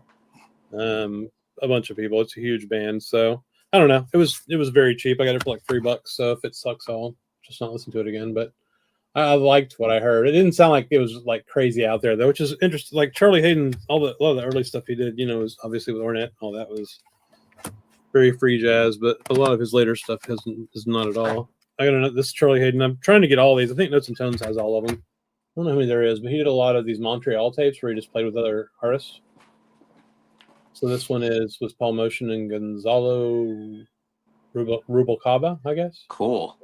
Yeah. Chris, do you have this? I do. I do not have that, but I need a copy of that. This is incredible. Yeah, Incredible. that's a must. That's probably a must-have one. Yeah, I've I was seen it a blown few away how good times. this was. I've seen it a few times. I really got it. If only it came with a jewel case. It does. I'm taking my other jewel case so we can see them, Eric. Come on, man. And I got these two. These are weird. These are both red. Shit, what the fuck's going on here? Red Garland records. But they're on this weird label called 32 Jazz. I've got another of theirs. It's like some kind of the European reissue label or Yeah, something. 32 Jazz was just a reissue label. Those are different records. Yeah, I know. But I mean, that's what these are on. And they come with these really weird jewel cases where the label's like taped to it. So I'm stuck with them, I guess. But if you look inside, it's weird. It has like a picture of whatever the original record was. Yeah, that's a Muse record. I have it. So that one's called Feeling Red. So yeah, I got those two. Then here's a Kenny Barron sealed one on a label called 4-Star. Have y'all ever heard of 4-Star? No. Yeah, they make great notebooks. That's true. That's fucking weird. It's like the same. It's like the same fucking logo. telling too, you. yeah, that's bizarre. This is solo piano. He's got a cigarette. in his mouth. I put those 4-star notebooks in my Trapper and Keeper. I know, Eric. It's all good. The Montreal and the Larish and stuff. Yeah, I got some of the Portrait West stuff, and it was not my favorite compared to his other things. I'll just say that. Eric Z, leave the heavy lifting to me, okay? No, Eric Z's doing a good job. You leave him alone. This was I was super excited about. I've got the vinyl of this, but it's super beat to shit. It sounds like crap. So I picked this up. This is Basie in Sweden. It was on roulette originally. And it's Basie's big band in like 62, I think, is when it was recorded. Yeah, 1962. So I was happy to find that. It sounds really good. I'll listen to a couple of tunes on here. Covering any ABBA songs? Man, unfortunately, no. Yeah, Dancing Queen right here, number 6 on the CD is Dancing Queen. when we buy Chris binoculars, can we get Mazzy a shot? I love that Chris answered me at least. Rob would never answer me. Of course. Chris knows how to go with the flow, not yeah. When you do improvisation, you never negate. I don't want any part of your flow, Mazzy. You don't negate the other person. That's it's a heavy Mazzy flow day. Then there's another Kenny Barron trio. This is called Lemuria. Huh? Who's part of that trio? It's Kenny Barron, Ray Drummond, and Bill Riley. Or Ben Riley, Right. sorry. Yeah, this one sounded really good. It's on Candid. Mazzy, you should like it now since it's on Candid and you've banned that label for all. I don't ban it. Like I tried to get their records and they never sent them to me, so I canceled it. Well, you bought them all before they came out. Well, but then they came out and literally it was like 6 months and they still didn't send them. Yeah, Mazzy, just go with the flow. They'll come. Yeah. Yeah, exactly. This is neat. Despite what people say, Rob, I still think you're funny. Yeah, You're funny looking. Trapper Keeper's a must-have. I didn't know they existed in '77. Oh, I'm telling you, man. I couldn't get through school without one. I found a McCoy Tyner on Telarc. Excited about that. Stanley Clark and Al Foster. Nice. Oh, cool. Yeah, it should be good. That That'll sound doesn't killer. fall in line with the float Telarc covers where they're in like a Sears 1989 Sears suit. I have one. I'll show you. Actually, no, I don't have any of those. Yeah, you're right. They are. I can Telarc tell you is right now. German, correct? Do what? Telarc is German, correct? I don't think so. Oh, maybe. Fuck, I don't know. They recorded them all here, though. They were really. They have really good sounding CDs. Yeah. They leaned into the digital thing really hard. They're Telarc, German, but I'm not sure. That's Yeah. Frank. Yes. That's like I have one with Ray Brown. They're all like this. Yeah, that's true. I have that Ray Brown. Yeah, look, Mazzy, you have a fan club. This next one is y'all know What's that? Snicky Ticky? the sneaky tiki. Snicky Ticky. Okay. I think that's Yeah, Malo he's D. 96. Just so you know. So this is y'all know Avicii Cohen? No. No. No. Yeah, this is a cool record. I got one of his sister's records too. She's I think more well known than he is, but he plays acoustic and electric bass on this, and then Sam Barsh on keyboards and melodica. A bunch of guys you probably never heard of, but anyway, I think it's pretty cool. So I listened to the first tune and it's real electronic jazz sounding, like there's some synthesizers going on. This was probably my favorite find of the day. 2 CD Vandermark 5 Free Jazz Classics Volume 1 and Volume 2.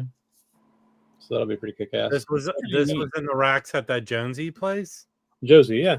Yeah, they had probably 1,500 jazz CDs. Jesus. Yeah, I mean they have like rows of Josie's a fucking big ass store. It's huge. And I had so a friend named Josie when I was a kid. yeah, isn't there? And that's why Markeith was saying he was going to be in there all Steely day. Dan song, yes. Yeah, dude, it's No. huge. Their used section is chock full of shit. It's in the outfield song. There's a Frank Morgan. Yeah, he doesn't have the suit on that one. No, look how cool that cover is too. So I bought this because it's Frank Morgan. I mean, look at the lineup: Frank Morgan, Cedar Walton, Ray Brown, and Billy Higgins. Come on. I wish that Notes and Tones was here because he knows all these CDs and he would be like, "Oh yeah, you shouldn't have bought that one. That was not his best." He's in the peanut gallery. I know he is. That's why I said that. V5's a classic. He was here. I mean, on the screen, bro. I think he's out of town though. Are you still in Philly, Mike? Damn it, fucker. Tommy Flanagan. Are you still in Philly? Oops. What the hell? Who's watching YouTube? I just turned it on. Okay, so this is Tommy Flanagan, Peter Washington, and Louis Nash again, the same trio, and they're doing a lot of like Ella tunes that she did. So that's pretty cool. Josie was the pride of the neighborhood. That's right, McToasty. All right, I'm almost done. She's on Actually, a vacation far away, man. Huh? She's on a vacation far away. Exactly. All right, what do you got, Dave? I'll go back to the CDs after that. Well, so I only went to one record store today, but prior to record store day, Wednesday I went into Hardy Boys Records here in Charlotte, which is in the Camp North End deal. Mhm. And I found this record. This is one that I have never been able to pick up, so it was pretty cool to find. Herbie Hancock, My Point of View. And it's a 1966 stereo copy in really nice shape.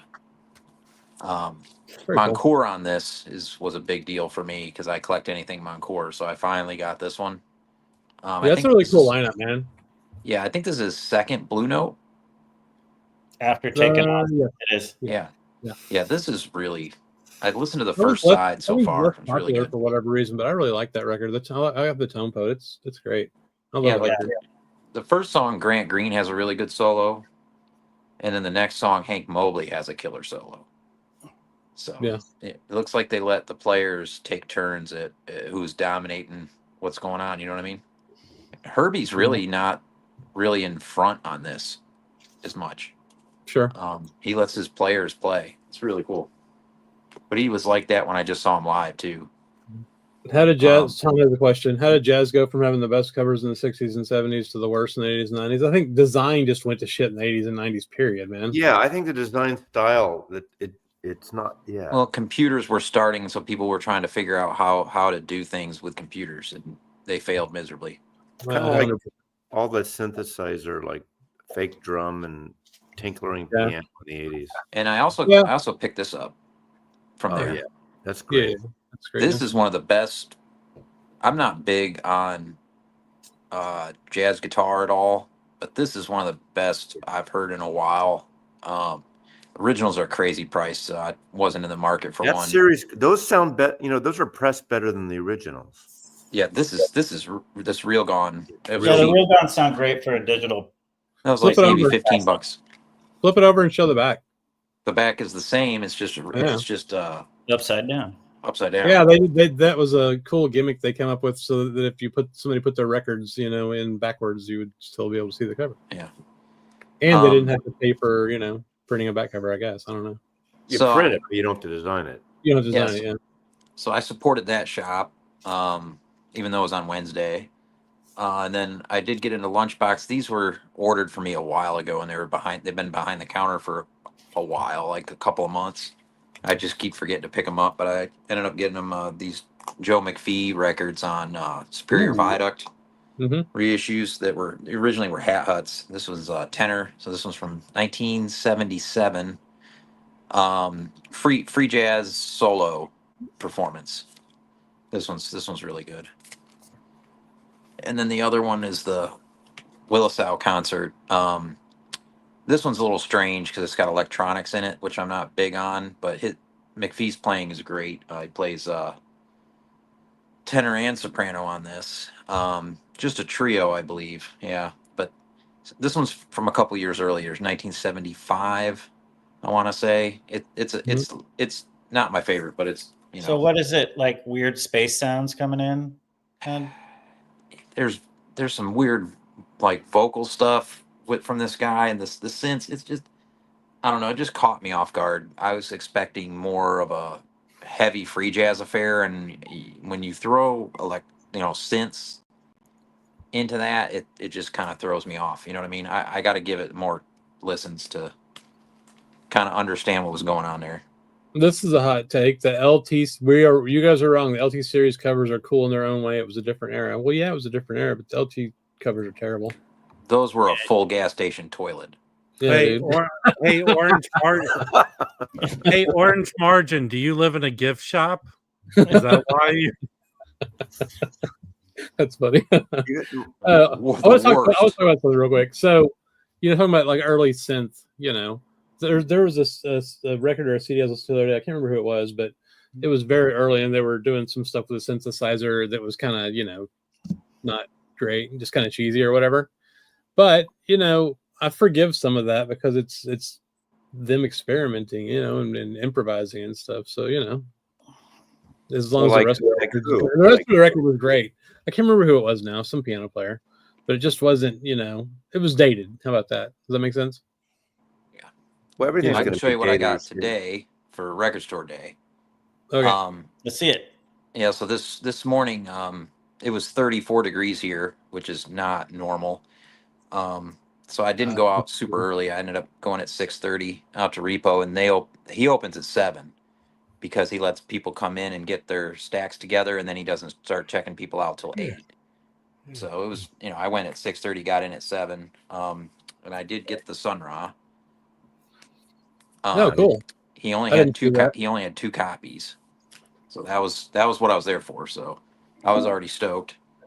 Because I didn't know if I thought he might even got 1 copy. I was maybe 12th in line. I did get the Sahib Shihab. Oh, good. He only had 2 copies of this. Cool. And then I got the helmet because I'm a huge helmet fan. That was cool. I have the original 10-inch double, but this has 5 extra tracks. Kimbo got that today too. Yeah. And I got the Charlie Patton. Welcome back. This is cool because it's the old Paramounts. I forgot to get that. Yeah. Get it from the In-Groove in the morning.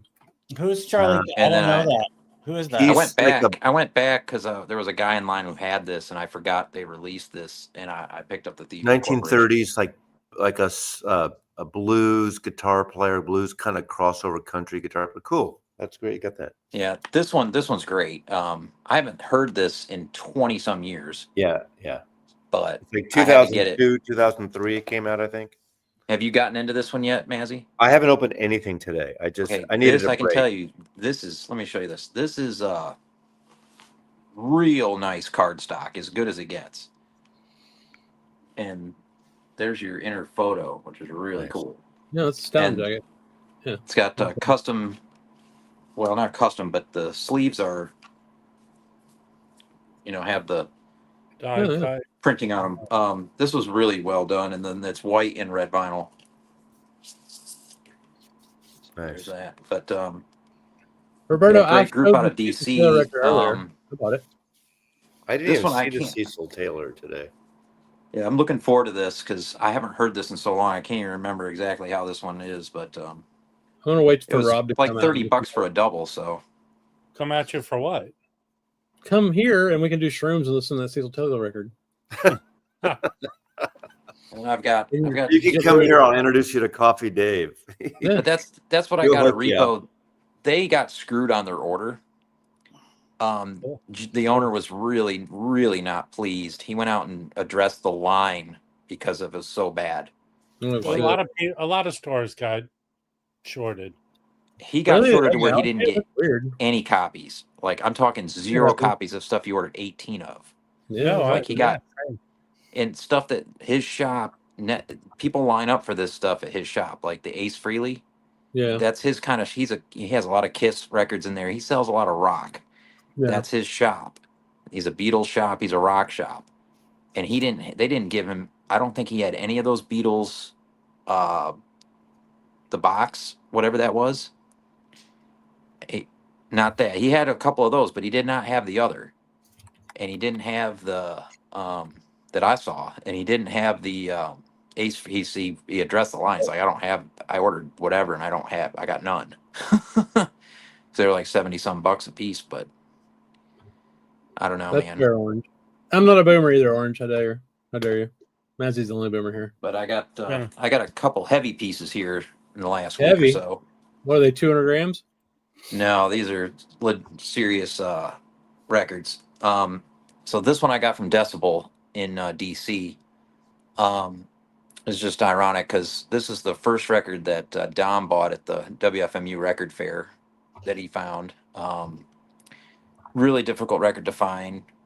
There's none online that I believe right now for sale. And then after I got back from WFMU, they posted a video of their wall, and it was on the wall. So I called the shop and I got Van, the Secretary of Funk from the vinyl community, on the phone, who runs the shop. Shot the shit with him for a while, and we ended up working out a deal, and he sent me the record. It's Brother Ah, The Sounds of Awareness, Key to Nowhere. So it's the third Brother Ah record, Robert Northern. On the Divine Music label from '83. Yeah. Some good vocals on this, spiritual, just really great record. This one actually I didn't like as much as the other two initially years ago, but now that I listen to it, it's this one's definitely I like it better now. But it's got that stock cover. That's a major piece. It's I'd say a VG copy though. So he's looking to upgrade it for me. So if he gets another copy, he will send it my way, and I can send this one back to him. Oh, But cool. this jazz collection that he got this from, it's the guy that owns the rights to the Jihad label, which is the label that has that Sonny Murray record that Mike just got. Yeah. Which is interesting. And then the next record, this is one I got because it came up for sale before the fair. I got ill in New York. I spent an entire day and a half in the apartment, basically without being able to do anything. I did, of course, have a really good day on day one, but so I had a huge budget set aside for 6 months, and so when I got back, I decided to get this record from Lars in Sweden. This is Natural Music from Bengt Nordstrom. There were only 50 copies of this pressed in 1968 of this particular pressing. It's a mint mono original. Pretty much the first example of recorded solo saxophone free jazz. It predates Albert Ayler and it predates Braxton's like Four Alto by a little bit. The A side has bass accompaniment. The B side is the solo piece. But this is incredible. It's very lyrical. It's not skronky and out there as much as say Albert Ayler for sure. And the tone is fantastic, and it's really similar to what Mats Gustafsson would do with his style and tone. Very influential in Europe. And it's a mint copy. It's probably the most significant record I've been able to acquire as far as like LPs. So That's Is it a live show or is it a? it's him just recording himself. Okay. So like on the Cover's B side, awesome. on the B side, there's breaks in between the playing because it's all improvised, Hmm. and there's a couple times where in between you'll hear him clear his throat because he's getting ready to go at it again. So he records whatever's going on in the room the whole time, and it's on the Bird Notes label. And a lot of these didn't come with covers. It's just a record in a sleeve. They're very hard to find. There's a few on eBay, but they're all in Japan and they're all 4 figures. As far there as a reissue of that? not this record, but some on the label. There's this record. There's a couple for sale on Discogs. But Dave told me that there's a reissue of that record, right? There's a box set that Mats Gustafsson got. He got I think the Metal Masters or something, and he put out a box set last year of it, of the label. I think it goes for $250 to $300, which I would still like to get that, but it doesn't have that cover art. It has the back cover. It doesn't have the front cover. I don't know. Richard paid 5 figures for an OG sealed copy. Woo! What That's record? crazy. That record. Yeah, mine wasn't 5. Mine wasn't even 4 figures. Hey, wait. Did the actual guy who played on it come with it, Richard? Yes. He came and replayed it in his house. Well, my understanding is that Stunty had a copy or maybe a couple copies, and he sold one to an actor, Vincent Gallo. What? I don't know. There's like airport stuff going on. I think Felipe's taking orders. Yeah. Oh, okay. Anyway, that's the story with that one. But that came in perfect condition. I was worried because it was coming all the way from Sweden, but I get records from Lars quite a bit actually. He's one of the most professional sellers and one of the best shops in Europe. So That's cool. How many times have you played it? Twice. He's like, I haven't played it yet. I'm just gonna wait. No, I've played it twice. I want to do my own version of it's amazing. The bass player's really good on the first side too. And I've never heard of the guy. But there's a record that came out before that one with Don Cherry. And that's another massive grail.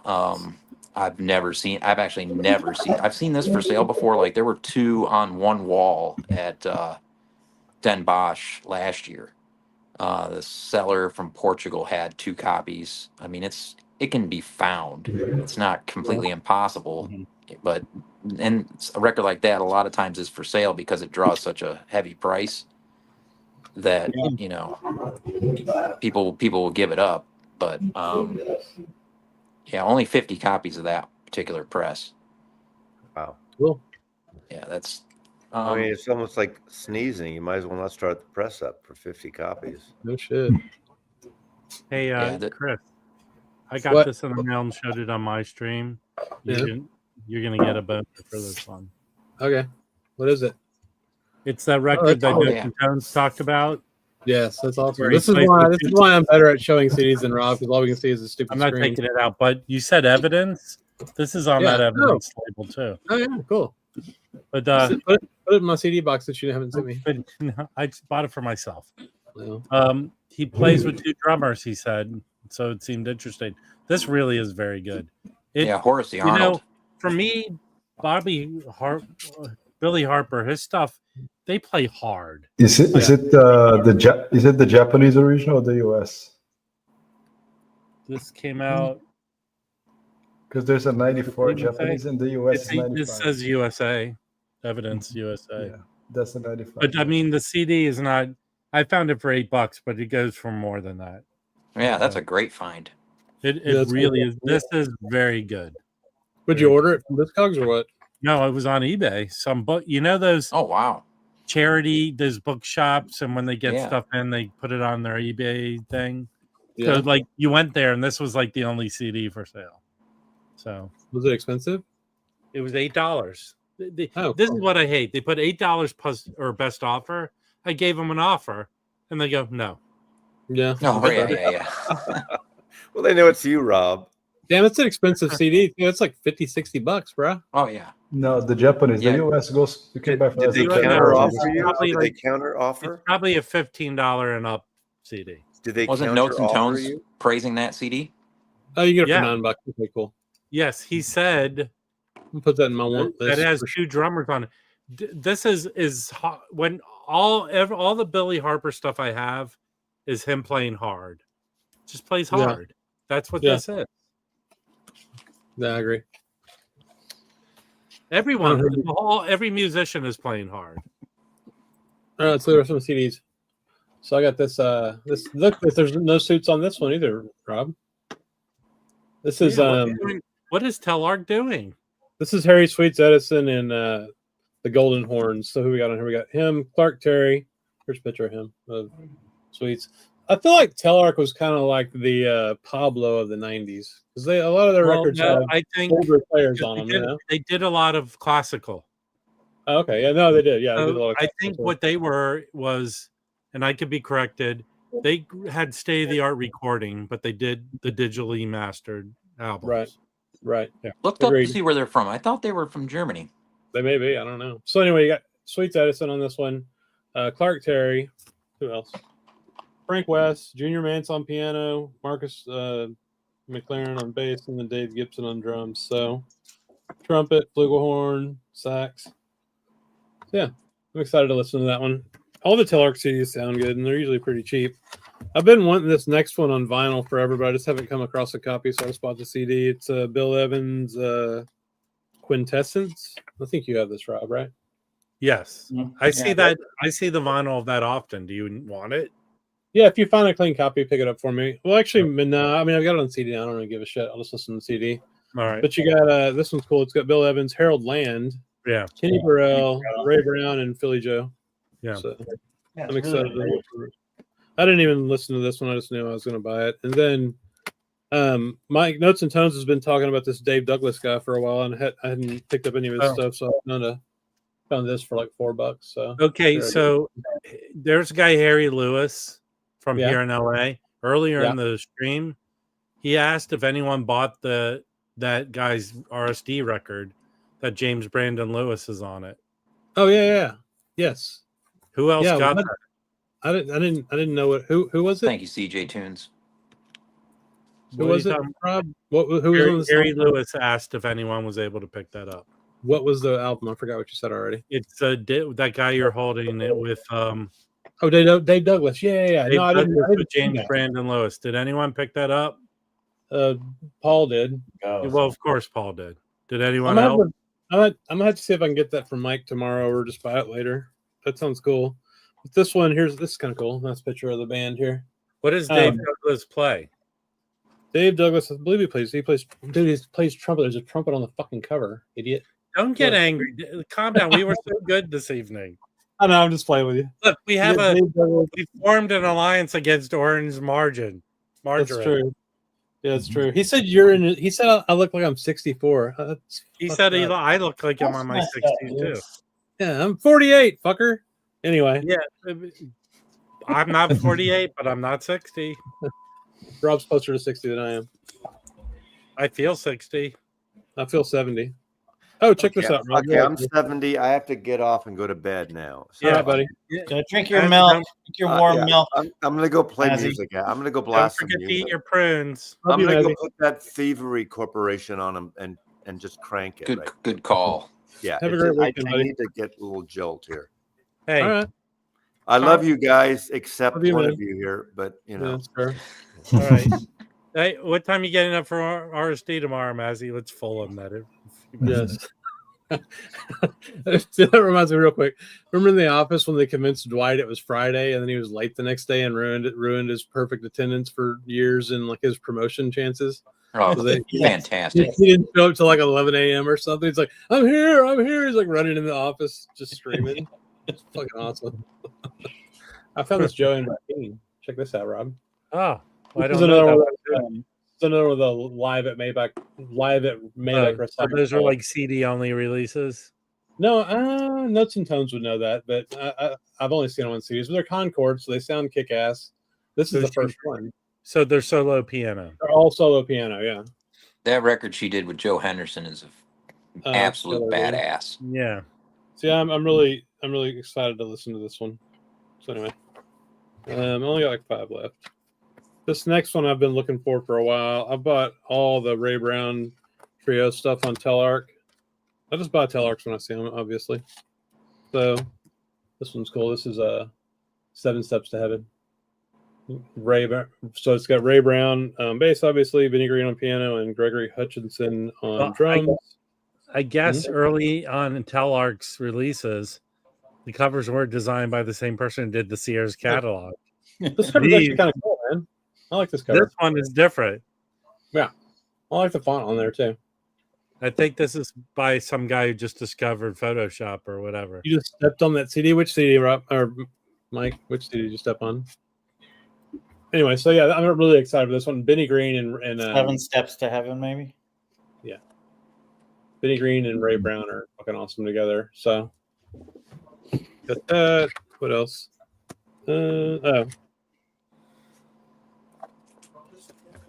Got a Terrence Blanchard record, Wandering Moon. Yeah, I'm excited. I like that cover. See if it says who's on here. We have this giant fucking booklet. Look at this booklet. It's fucking huge. It's like, not that I can read it yet, but anyway. But let me see. Where are the players? Oh, you got Dave Holland, Edward Simon, who I don't know, Branford Marsalis, Eric Harland. That's it. And Terrence, obviously. A nice picture of them all. See that there? Focus, fucker. There you go. Anyway. Oh, the Joanne. Mike, how many of those fucking recital hall record CDs did they put out? I've got 2 now. This was one of my favorite finds too. So I don't know if y'all know her. This is Avicii's sister, Anat Cohen. She's a clarinet player, and this is really fucking cool. I've streamed that on Bandcamp a bunch of times. Mm-hmm. Actually, I think I may already own this. So if I do, I'll send the CD to somebody. I may have bought this on vinyl, but anyway, it's her. Oh my god, I didn't realize this. Who was what year is that from, Chris? 2000 something probably. Let me see. Okay. 2012. Oh, okay, so not too far back. 2010. Yeah, well, 14 years ago now. Yeah. But no, this is. I wondered. I was listening to this, and I listened to a couple of tracks, and I was like, man, that piano player's a fucking badass, and it's fucking Benny Green. No wonder. If y'all haven't gotten into Benny Green's piano playing, y'all need to fucking check it out. He's like one of the best piano players ever, I swear. Anyway, so Benny Green, Peter Washington on bass, Lewis Nash on drums. So those dudes were on all these. I've been on so many records. I mean, I've said Peter Washington and Lewis Nash like 5 times to the CD run. So they're great players. Mm-hmm. Dude, is it really? The Ray Brown live at Starbucks is excellent. I didn't buy it just because it said Starbucks on it. Like I've seen it like 3 times, and I just skipped the jazz CD. That's funny. How big? Starbucks aren't big. How did he play a whole thing in there? What? The Starbucks? It's I don't know. They set up and they played. I don't know. This is one of the cooler ones I found today. So that's the winner right there. That's great. So that's part of a series of technically 5 albums, I think. Yeah. All about the struggles of Africans and African Americans, but about 3 of them have that same. It must have been the same person designed them, but they're all awesome. They are so good. Yeah, I haven't. I just streamed a little bit. I mean, I listened to a little bit. The CD's Gramavision. Yeah, it's Gramavision. Yeah, here.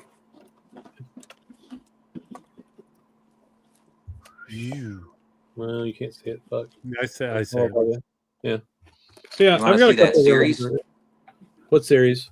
Yeah, I have that right here. Yeah, see it. Oh yeah, make them big. I just did. So it opens with Doway. Yeah. And then when did those come out? Oh god, they came out like in the mid 80s. Yeah. This one I have was from 88. That might be the best one. This is the best one. But see, that technically I think is not part of it, but it is. It is. The whole series. Yeah. See how they have the same color. They're all good. I have that one. That one I have. Yeah. That's the only one I have. Fields. Yeah. Really, really good. I'm just gonna get them all on CD then. That'd be fun. Oh yeah, you should. Yeah, and then and that one. Shadows on a They're Wall. all good. Yeah. Yeah, I did a video a while back on the series. Teddy actually, we were talking on the phone about Andrew Surreal, and Yeah. this series came up, and I didn't have any of them. I knew of the first two. I'd been trying to get them, but they were tough to find. And Diana Digging in the Crate from Germany had showed them years ago, and she owns a shop in Lemgo, Germany, White Rabbit. But anyway, Teddy was telling me about these records. He says you need to buy them all, listen to them in succession. So that's what I did. I found the first two at Walk Street in Georgia. So it worked. It worked out. There was like at the time there were only the only copies I could find, but they ended up being really nice copies. So Were they expensive? actually not too bad compared to what stuff is now. I got them a few years back, but No, I mean, what would they cost now? Like those records? the first I two, bought 'em all it recently. ranges. If you're trying to get them off of Carolina Soul, it can be a free for all. But I don't know. Rob might be able to speak to it better. I bought them all recently. Mhm. Yeah. So they could go. Technically, the octet I got as part of that jazz collection I bought. Mhm. But I bought them from all the way from $15 to $40. Okay. Yeah. If you you did hold good. them up, the colored ones are cheaper to find because they're easier to find. Yeah, that Ghana- one John Carter I picked up for 30, I think. Yeah, the Yeah. Ghana one is the most expensive out of all those Right. because maybe it's the best one. I don't know. It is. I would agree with you. It's fantastic, and the But lineup the did other- change. You know. All the other ones are pretty easy to find, I think. Yeah. Probably for under $25. Yeah, because Cool. Surreal's not on the first record. He shows up on the next. So Is He on the one I have? No. Is he on this one? No. Well, because the octet is not. Is it yeah, on good? yeah. yeah, Let me go through the band real quick on that one on the fields. yeah. William Jeffries on drums on this one, and Surreal is not. But all have Bobby Bradford's on all of them, right? He's on this I one. believe Yeah, so. And then see, Surreal shows up, and then there's like another guy that was important that showed up later. Is that Hopkins kinda playing changed the bass on sound. all That of was them? Is Hopkins playing bass on all of them? no, not at No? all. He's great. I like him. There's this one guy that shows up that really But then, Chris, you're going to want to get the other albums they did together. Don Preston. Yeah, he's on this one too. When Don Preston shows up, it changes the sound too. Will he play synthesizers and shit? Yeah, it's done really, really well. So yeah, it's absolutely fantastic series, and it was commissioned too. Yeah. Through some arts council or something. It was really a cool project. Yeah. And then he passed away right after it. Not too far after it was completed. Yeah. All right, I got one more. Last one. So this is Anthony Braxton. Oh, awesome. I like Yeah, that. so Seven Standards, 1985, I guess. First volume. I don't know how many he made, but for what label this is on. Let me see if I can see that. I still need that. What the fuck? This is on Magenta, which I had not heard of. Y'all ever seen that label? I've heard of that Magenta record label. Yeah. So anyway, that's it. Yes. All my band CDs. All right. They weren't cheap though. I mean, I've spent $300 today, probably. You know. Hey, Mike, what's up, man? How's it going? You guys hear me okay? Yeah. Cool. How was your record store days? Well, we've been talking about it. No, it was good. Did anybody Yeah. get the Tolliver? Felipe has the Tolliver. I bought it. You guys Yeah, talk I about that one? Yeah, did you get it? I did not get it, but I saw that it was it's Tolliver with John Hicks on piano. Yeah, that's what I was saying last week. That's the best part of the record, John Hicks. Yeah. Yeah. I Nice. got that one. And then I got this one, which I'm kind of scared of, but we'll see. Cool. No, this is a pretty traditional thing, Chris. It should be fine. Is it? Yeah. All right. I still haven't listened to the fucking Blue Note of his yet Hey. that I bought a year ago. Mike, are you interested in getting the Tom Coltrane record? A what? Signed? Tom Coltrane. Tom Coltrane. Tom Coltrane. Sure. It's another person we made up. Oh, we should make a Discord channel for him. Tom Coltrane. Yes. Yes. They Anyway. just discovered a bunch of his old recordings. He's John's ne'er-do-well brother from another mother. Yes. Are we interviewing anyone tomorrow? Are we interviewing anyone, Felipe? Who? Nobody? Okay. No. Tomorrow, Felipe. Is there anything happening tomorrow? No, not tomorrow. Tomorrow is Saturday. No, it's holiday. You can interview. I can get you in touch with the Disco Shepherd. He's sort of like the Jazz Shepherd, but That'd be about awesome. disco. No, It's no. Small Business Saturday, right? No, I would can I get discos too? Disco's Disco he knows discos too. Okay, cool. That would be awesome. Dude, did anybody watch the that crazy TikTok I posted in the group chat? No. Rob did. About what?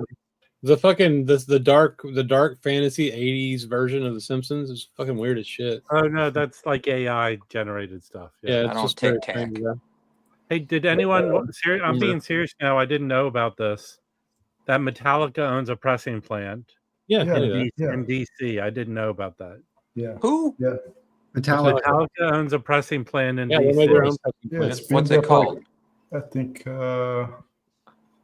I forgot. I'm gonna pull out the name there. But they have this I plastic- posted it in the group TikTok about it. There was What are they putting out from there? there lot- are releases apparently and a a lot lot of- of stuff. Yes, a lot of stuff. That's excellent. I mean they've been there for 3 or 4 years. Yeah, already. there you Okay. go. Paul Furnace? Fernandez, that's the name Oh, of it. Furnace is Metallica's was- label? I didn't know that. Yeah. Furnace, yes. They Furnace, pressed VMP had a couple things pressed there, didn't they? Remember? Yeah, and their own records are pressed there. They're amazing. Oh, okay. That's Yeah. more the merrier. I need to get some Metallica records, but I had some of those reissues from like 4 or 5 years ago, and they were terrible. Oh, yeah. Have you seen them in concert, Chris? Dude, I saw him at a Salesforce convention. Yeah, it was weird. It's a bunch of nerds watching Metallica. Headfield kept trying to, get the crowd going. I was like, half these people don't even know you are, dude. Just sing. It was a great show, though. I saw them. Jerry Cantrell opened. I think it was Our Lady Peace, Jerry Cantrell, and then Metallica played the 3-hour set. They played 2 hour and a half long.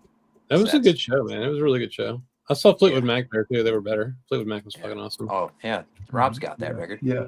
So they started the record plant, I think in 2021, when they were having a vinyl subscription. They had a vinyl subscription going on for 2 years, 21 and 22. Yeah. Okay. With This is exclusive on release. Gramavision. It's on Black Saint. Oh, cool. And those records are pretty cool. Hard to find now. Hey, Mike, you want me to show you the 40 CDs I just showed everyone? Did you get that John Carter CD on Gramavision? Yeah. Nice. Yeah, that was I was awesome listening- find. I was listening I'd to buy that on CD if I found it on CD. so that's part sure. of a bigger series of like 5 records. We Right. talked about. We just You before just came missed on, it. You just missed it. Hey, Like 10 minutes Mike. ago. Amazing. Mike, I did a None of you video were- on them years ago. Yeah. Well, maybe not years. Maybe it's only been maybe it's been years. I'll give you the link. You can leave the link to the video. Yeah, Yeah. that'd be great. I It's probably recently one of was the best streaming videos I've done. I was and streaming I the- don't the Ghana praise one myself much recently. on the YouTubes at all. The But Ghana's it's the probably best the best one. video I've ever done. Comments never It's done very I feel like it's very narrative and cinematic and like the sound, like it's not like like regular jazz. It's more like artistic than that. It's Hmm. phenomenal stuff. You're saying jazz isn't artistic, Mike? So what's the one you got is Fields? Is that right, Chris? Yeah. Yeah. Fields. Or the Fields. I can't I think remember. his grandchildren are on that record. Shit. Are they playing? Yeah, are and they vocals. playing violin Very and cool. drum? Oh, okay, cool. So it's not like when Ornette gave his kid the drumsticks. I recently No, got it's really well. Everything's well done. Nice. I actually recently picked up a John Carter record. You want to see it? Yeah, of course. Cool. All right. So this okay, so I definitely have seen Rob show this on the stream, and I'm sure someone else has as well. And then recently, Alex from Diamond Marimba, he put out a video a couple weeks ago, and he showed it. and it was just like the right time. I was just looking for, you know, something more avant-garde to explore. So I found a nice copy for, you know, a fair price. This is a Flight for Four, John Carter with Bobby Bradford Quartet. Oh, cool. Oh, yeah. Do you guys know this one? Yeah, Rob sent me a copy. Yeah, I have a promo, and then I sent my other copy to Dave. This is a beautiful copy. Yeah. It's a great album. Where'd you find that, Mike? I'll be right back. Mike found yeah, it. the dogs are Actually, barking. He's gonna abuse the dogs. I can feel Mike it. found it, Amoeba online. It's been there for a long Wow. time. Yeah. That's great. I didn't Yeah, know they have that. like I've never seen that one. They occasionally have 15% off. They did 2 records for Flying Dutchman. I have both of them. Yes, Yeah. yes. And then And they the other have- one's pretty expensive too. So this one is in 1969. The other one is, I think, 1970. So it's recorded in LA. John Carter, Bob Bradford, and then Tom Williamson and Buzz Freeman on drums. Produced by Bob Thiel. Recording engineer is Eddie Brackett, who I'm not too familiar with. Remix and mastering by Tony May. Photography by Irv Glasser, which I'm not sure what the cover is exactly. Might be like a Native American thing, but I'm not totally sure what that is. Does it say who did the catering for the session? Yes. So the notes here is that it's bold avant-garde jazz blending structured compositions with free improvisation. Really nice stuff. It's really beautiful, like conversation, like having between the different players style jazz, which is kind of the avant-garde jazz that I like. Like if you guys know Air with a Henry Threadgill, like that type. And then, so the other note is John Carter's reeds and Bobby Bradford's trumpet create dynamic conversational interplay. So how about that? That's good. It could be, I don't want to say Good. Aztec It's really good. architecture, but it might be. I don't know. The recording sounds fantastic. I mean, you know, it's Bob Thiel and all them, so it's really well recorded. So this is one to definitely look out for. Anyway, so that's John Carter. So that got me going down. That's why I What did started Mike listening to the Ghana one. What notes and tones say? Oh, his dog doesn't like John. Hey, since you guys didn't come to my stream the other night, I did. I wanted- That's fun. you came I at was the there. end. Oh, Yeah, that's Dave fun. was there. But I wanted to point out I got this in the mail that day. Wait, did I And come on this- your stream or was it a dream that I did? This is a Was must that- own. Yeah. This is the Byard Lancaster Palm Box. I've listened to one record in the 7-inch, and it's crazy good. This box is so well done that right now I know Forced Exposure, where I got it from, has 15% off. So this is at least $20 less than I paid for it. This is so worth it. I'm gonna buy it just so I can hold that over your head for the rest of your life. So I pay $20 less. than you. You'll be happy because it's good stuff. It is so good. What is Does the it box run, Rob? What is the what? What does it cost? What's the cost? 130. Well, with tax and shipping, you'll pay around $150, I think. Yeah. But it Does comes. These albums individually are like $700 or more. Oh, yeah. Yeah. Oh, yeah. Yeah. Like that Does one it, thing. If you got it with the 7-inch. Mike was talking about Air, so I've listened to this first album, Us. It's with Steve McCall, who's in Air with Henry Threadgill. He's the drummer. So he played with him a lot. Felipe, what are you trying to say? No, I'm just gonna ask you, does it come with a book or something like this? Yeah, no, yeah, it's this French company, Sophil. Souffle continue. Yeah, they did. cool. This. Yeah. It is really well done. Here's the book, nice big fat book with Nice. all that stuff in there. They had a did copy of that- Mother Africa at WFMU for $8.50. Yeah, each album has like an insert with pictures. It's just Yeah. so well done. It's very impressive. It's like it's the Anthony Doors box. Get this instead. Yeah. He's playing a lot of flute on it. On the first album, well, I've only listened to the first album. On the first side, he's playing flute, and it's awesome. He is so good. The here, let me show you the 7-inch. Is the 2 songs on the 7-inch are crazy good, but the second side they're playing hard. He's playing with saxophone. So this is the only one I've listened to. That's the 7-inch that comes with it. The So 7-inch might be the rarest thing of all of those records because it's when you find that record, it's hard to find it with the 7-inch, and the 7-inch sells on its own sometimes. Like if a seller just has the 7-inch for like $500. Yeah, I mean, this is a great value. And those guys, they make really great stuff, right, Rob? You also have the Nathan Davis, right, that they put out, right, Rob? There's a Well, Nathan I Davis have a couple Marion Brown records that they put out. from this label. Yeah, there's a Nathan Davis too. It's really cool. Comes with a 7-inch as well. Oh, Oh. no, they did two 7-inches. And the DVD. Yeah, Oh, like cool. the song theme from Zartan. Yeah. Can I put Yeah, the DVD in my CD player? Will it work? No, you can put a CD on a DVD player, but not you're- vice versa. Yeah, damn it. There's no TV. I'll just like stare at the CD player. I have a question for Dave. A while back, you were saying that you picked up a Palm, and it was one of the like Jeff Gilson compilations. Yeah.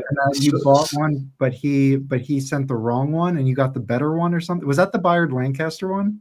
Yeah, so I ordered one in this. There's a series of these Gilson records on Palm originals, and I ordered it on Discogs, and the seller was in Rochester, New York, and I didn't think I was going to get the record at all because the guy kept sending me these messages about, I gotta listen to it first.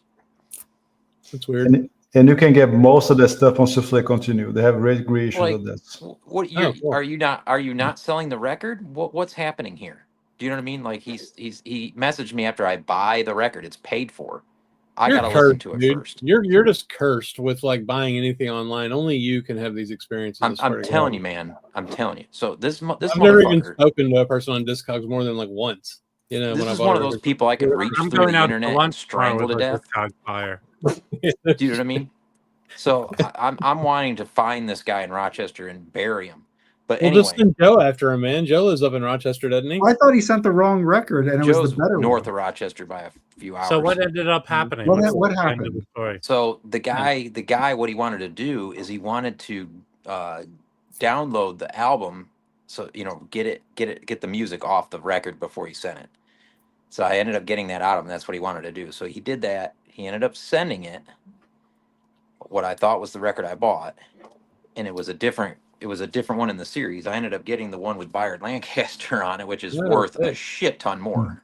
Yeah, Oh, that's like good. the most expensive one. Yeah. So Well, then you can't really bitch, can you? Like, you should just be happy though. well, I made sure that I didn't say shit when I got it. How long ago? I wasn't How sending long it ago? Now fucking you just back. told the entire world. Whatever. How long ago was this? It was a few years ago. No, I okay, think it's all- it was the guy you bought it from. His that's name the was only Tom thing. Coltrane. Yeah. Yeah. But yeah, that was a cool one to get because I've only got 2 Palm originals. What So. now? Without telling us how much you paid, how much more is the record worth than what you paid? Who knows these days? Yeah, There's I'd have none to look it available up. for sale on Discogs. double. Probably. There's none available. The last time it sold was in 2022. Oh wow, cool. Yeah, That's a I cool. mean, I don't So know. who So knows? that gives you more reason. Well, Oh, Mike. Wait, Did I ever It's the tell you- only I got time this- anything's worked out like that. is the Felipe the one you showed the Jeff Gilson reissue? When did that come out?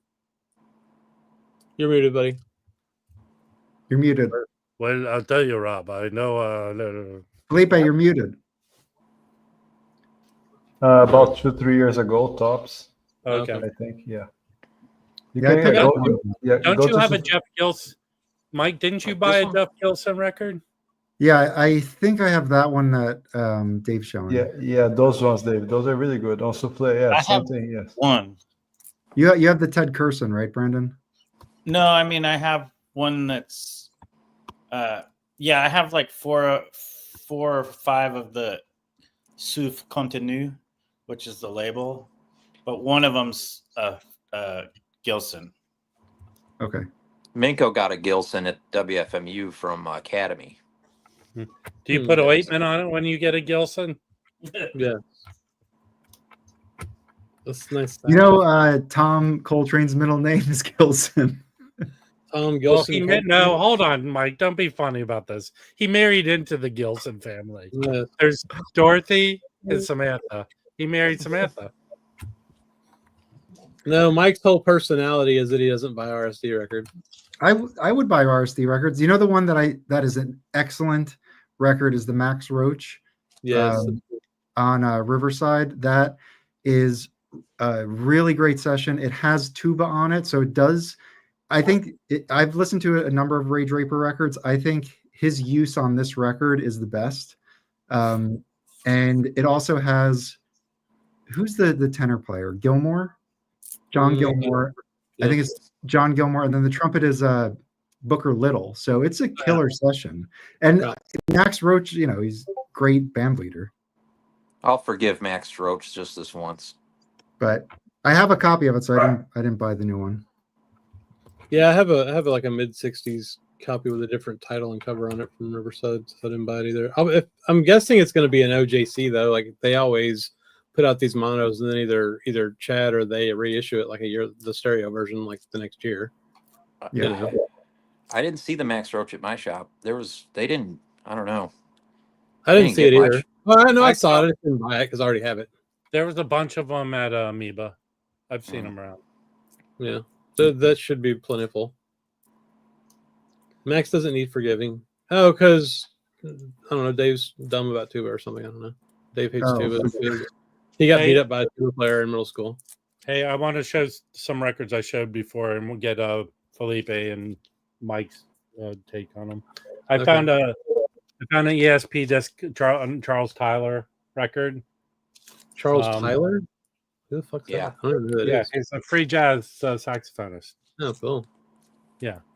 So this was a really cool find because this is an expensive record. But Is I the guess cover all fucked up, or is it supposed to look like that? Yeah, it looks like it was painted on, so that's like it's coming out. Oh, interesting. But this is an original press of it on ESP disc. Great record. I've never seen that before. Yeah, it's really good. It was Come $22. on, I won't say it's water damage. Okay, that's fine. Yeah, it's like they're chipping off. It's like a 1970s PSA where kids ate lead-based paint chips off the wall. I think a kid did that. Yeah. Put it in my pile. I got this from Jim. This is a Liberty Van Gelder pressing, and it sounds excellent. Very good. I think that's the copy. The music matters. That's awesome. Yeah, I have Music Matters this one too. I think that cover sucked. I think the cover's okay. You should the cover again.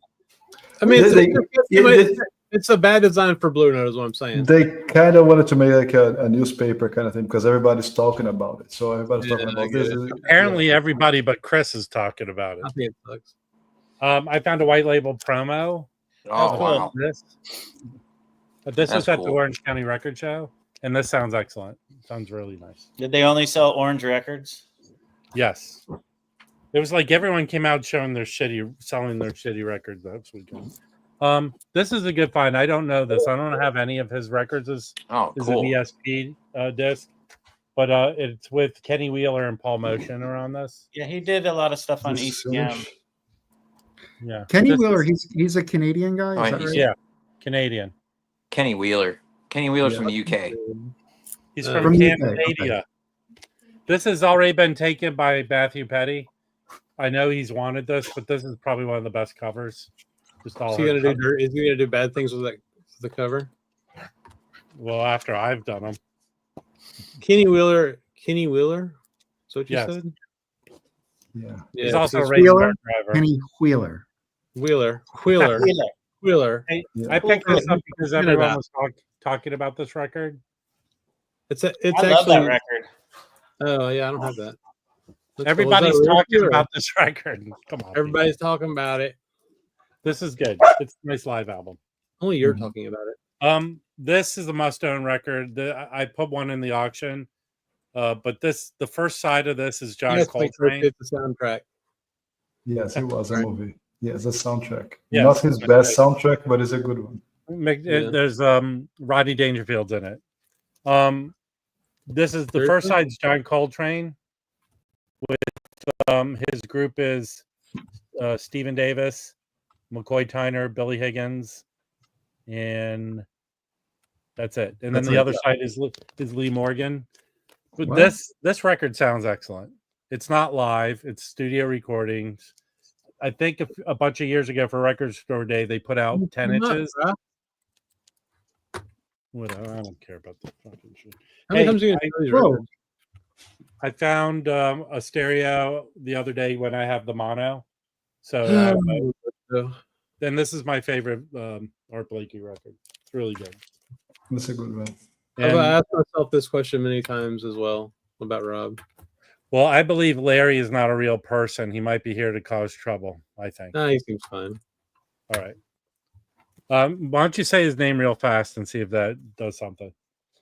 If you don't have this album, you don't listen to music, I think. This is a great record. Does everybody have this record that's on the stream right now? Yes. Yes. I have a No. promo, I think. No. Oh, Felipe doesn't have it. Felipe doesn't listen to music. You don't listen to music. Of course. Yep, Yeah, sorry. of course. Everything that you're playing in your place, it doesn't go through your ears. I just started buying records during the COVID pandemic. Yeah. We all did. And then this is if you don't have this record, you don't listen. This is a very good record. I like that description. I'm gonna have to start. That's gonna become a thing now. If you don't have this record, you don't listen to me. Hey, a lot of my sayings have become the vernacular of the VC. There you It's go. unfortunate. Isn't it? This is good. Oh. I found another copy of this, but that's a good it's one. not for me. I'm gonna sell it. It's just I not love for me. that record. No, Yeah. this is a classic series. Did that? Yeah, but the originals are pretty sought after. So Yeah. I found a Van Gelder pressing. This might be an original. It came out as a Liberty, right? All right, slow Yeah. down. Slow down. We gotta take care of some business real quick. Hang on. That's original. There's a paying customer that has an idea. That'd be a Jazz good one. Bum's merch idea. Jazz calendar for 2025. What do y'all think? Horrible. Who the idea. fuck buys calendars anymore? Yeah. What do you do? Do you plan out your week and write it down? I think it's a good idea. I do too. Yes, that's great. You know what? But like a Roberto's desk, calendar- I want a desk calendar where every day you rip it off and it's a different album. Well, you know what Roberto's calendar says go. every day? Make a jackass out of myself online. That's usually what he does. We should pay. We should hire Dan to make the calendar for us. He can come. He can write notes for every day of the year. I just had a This could be a joint venture, a jazz YouTube community. You know, we can get Ken to yell at everybody about how bad the drummer is on the Emily Hey. Rimler record again. Can I ask a question? This is serious. It's a project. Let's get going, man. Roberto's really the only one who pays to ask questions. I know, Do it's awesome. you try and take Roberto. this to your? What do you do with Yeah. your accountant with the money that goes towards paying for questions? It's a tax write-off. Jazz Bums, it's not, but it should be. Brandon, did you participate in Record Store Day? no. No. I mean, I just went to one shop locally because he had all this. It was all gone by the time I got there. But it's a music history, and he had a bunch of what do you go? Oh, Fletcher. I saw the thing, and there was all this Roger Ben. That's good. But by the time I got there, it was all gone. You know, if you don't have this record, Carl Fletcher right there will murder you. Yeah. With his medallion around his neck.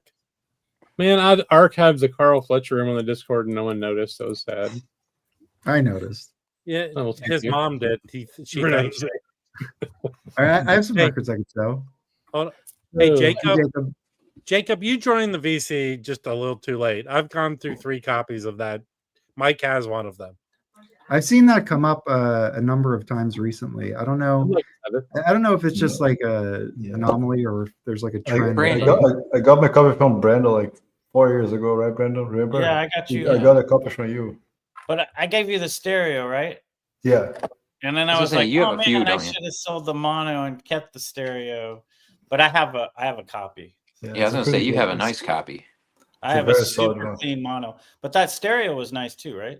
Yeah. Oh yeah, I love it. So yeah, after I sold it to Felipe, I was like, oh man, maybe I should have kept the stereo.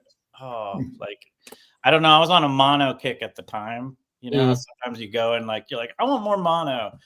But I don't know. It's great. It doesn't matter. Felipe's got it, so it doesn't really matter. It's in the family. It's in the that's fam. fine. Exactly. Yeah, it's really it's taken care of. It's one of the best trio jazz records. Period. It's just. I Bro, would we can say, barely- yes. So speaking of trio, I would say perhaps the Don Friedman stuff. That's like neck Yeah, and neck. I'd put Circle Waltz and And that Walter Bishop too. That I think I got from you as Speak well. Low. Oh yeah, that stuff is Speak killer. Low's great. Yeah, I could go off on trios. We could do a whole show on trios. Yeah. Oh shit! Trios are cool.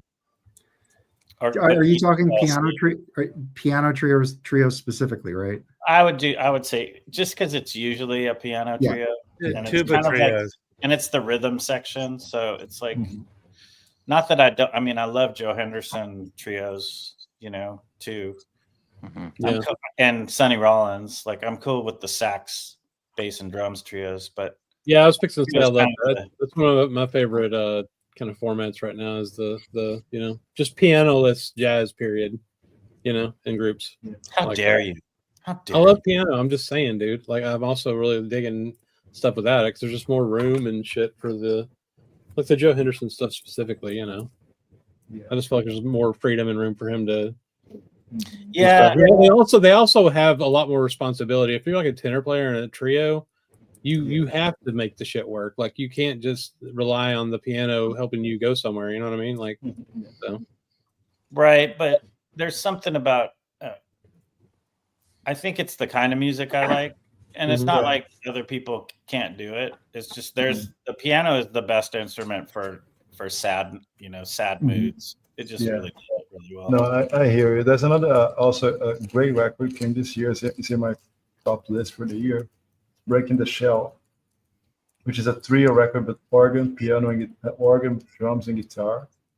With Andrew Cyril, Bill Frisell. That record is, and Kit Downs on organ. Man, that record is like, wow. It's such a different proposal there. The way they lay out the ideas, the organ, and the drums. It's like the Tony Williams kind of thing, like feeling, but it's not punchy, it's not heavy. It's very subtle, very delicate. And the stereo image they created for the record is like sound comes from everywhere. It's just great record there. I mean, I love organ trio. Organ, guitar, and drums. Like, that's a different formats too. I've been getting into Delvin Lamar. Dude, I fucked up. Delvin Lamar was like 5 minutes from my house like 2 weeks ago, and I forgot about it and didn't go see him. Oh shit! Oh, he's awesome. Yeah, dude. He tried I to missed not him let too. anyone know. He actually wanted to borrow a guitar. Like, his guitar player, Jimmy James, wanted to borrow a guitar from you. And you weren't home. That's awesome. That's Yeah, I cool. mean, listen to some of those old like Brother Jack McDuff live records, Jimmy Smith, very early. Dude, Wow. yes. What? That good Jimmy Smith a live record comes out next month, right? And there's two. My favorite Jimmy Smith lives was at 15, 28, and 29. Those records, like, wow. Does anyone have the Reuben Wilson on Broadway record? No, but I want it. Yeah. No, that I know it exists. I Is love I Reuben Wilson. want it too. Is that on, like, Organ trios. is Did that he on Art? perform in Evita? On Arc, I don't know. No, I have Is that on Argo, Brandon? Yeah. A great trio record that came on the classic series, I think was 2 years ago. The Charlie Hunter trio, Bing Bing Bing. That record And that's is what fire. guitar, bass and drum, guitar. Yeah. They're even playing Nirvana there. It's awesome. Is he the one that plays that weird guitar? Like Yeah, an it's an 8-string guitar. Yeah. Yeah, I hate that record. Yeah. They had one of his records in Lunchbox used. It was autographed. It was weird. Mm-hmm. Yeah, Anthony Wilson started playing with him, right? Is that the guy that you guys interviewed? Yeah. No. Yes. And his Bandcamp shop is on sale. It's Black Friday, so Anthony Wilson, most of his records are on sale. Yeah, Groove Holmes, dude. Fucking awesome. Agreed. Yeah. But I like them too because, like, the really great organ players, they don't need a bass player, man. Like, Jimmy Smith played bass. Oh, yeah, because you got the bass player, dude. Yeah. It's so great. Yeah. So That's cool. why. Is it really a trio then, or is it more? I mean, it is a trio literally, but like there's like It's a trio. But like since they handle the bass line by the organ, it's still like. That's about the Hammond, dude. They got 3 things going on all at once. Yeah, they're playing 3 Yeah, different you got things at the same time. Yeah. The low register stuff too. The organ's just one instrument. Yes, agreed. But you got to be a badass player as well. Yeah. Yeah. And not to forget, like, Vince piano, the Art Tatum trio. And it's just like unbelievable. It's hard to find a piano player that comes even close to him. Yeah, that's. And he played with Tiny Grimes in the mid 40s. So it was piano, guitar, and bass. I think I don't even know if they had. Yeah, that was mostly yes. He didn't have a drummer. Yeah, piano, Yeah. guitar, and bass. Yeah, Right. Which That's I a find good point. happens- Sorry, go ahead. Oscar Peterson did the same thing. He had Yeah, Herb Ellis and then like bass player, whoever it was. No, he had Joe Pass and fucking Nilsson and Orsted Pedersen, dude. It's a fucking yeah, but best- that was the Pablo stuff, right? Yeah, that was like, later. No, this That's is the unstoppable lineup. no. This is the early stuff with. But early, didn't he have Ray Brown? I thought he had Ray Brown. Yeah, Yeah. no, but Joe Pez was the Pablo stuff for sure. Oh yeah, yeah, dude. I'm just saying that as far as virtuosity goes, that trio is a hard trio to beat. Yeah. Like who what's a better three players, just skill wise What are the three Yeah. sounds. Three Yeah. sounds. I don't know. That's right. The early Can you make that face 11 again? stuff is pretty Yeah, good. Bill Evans, yeah. Mike, I got this, which I think you'd like. Ooh, what is that? It's Brad Meldau. I already showed it, but it's this was came out on CD in 2002. But he does. We were talking about Felipe and was talking about doing Nirvana. This has Radiohead and the Beatles on it. It's really good. Very cool. It's a double LP. It came out last year for the first time on record, but it happened to be at the record store on Wednesday, so I grabbed it. Nice. I love this record. Great artwork on that too. My story was when I first moved to Portland and I started getting back into jazz, or just it was on. We moved here in 2009. In 2010, I was like, I'm going to buy vinyl, and at that point, my brain was mostly into jazz at that point, and there was a local station that I started listening to that I still listen to, KMHD, and they played that whole album.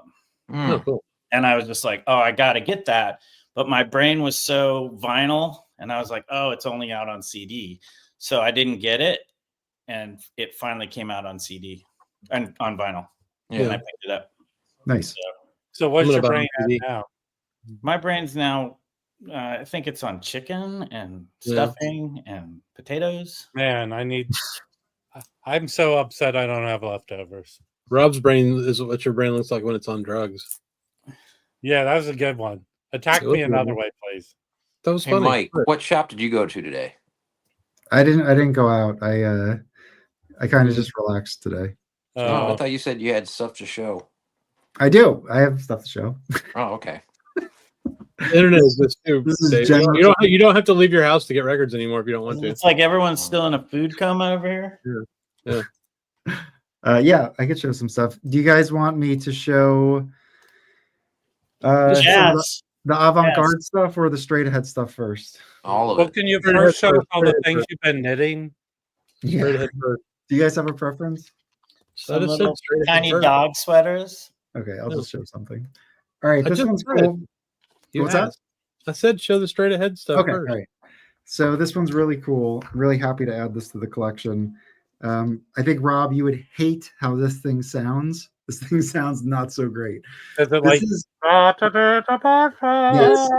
yes, it's even worse. But this is Norman Granz Jazz at the Philharmonic, Volume 1. So this was originally put out on Stinton Records. So this even predates his Mercury relationship. So Yeah. it's on Stinton. Let me just show you the What? label. And it first came out. label. They also make gum. It came okay, so this is a 1945 recording at the Philharmonic Auditorium in LA. This is a 1950 pressing, so 1950. I think before this it was on 78s.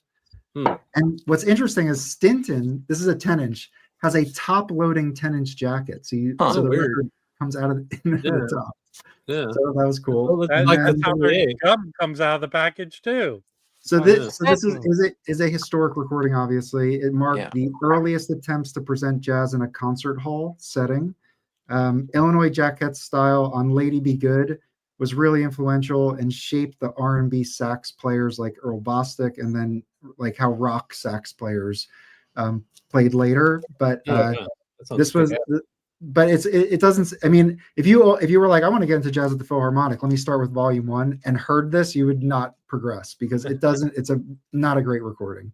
At least what's on here isn't that great. So. No, it was not great. And then Stinson, Mike, I think they started like late 30s, early 40s, and then they started to have a relationship with Mosash at Mercury. That's how. That's right.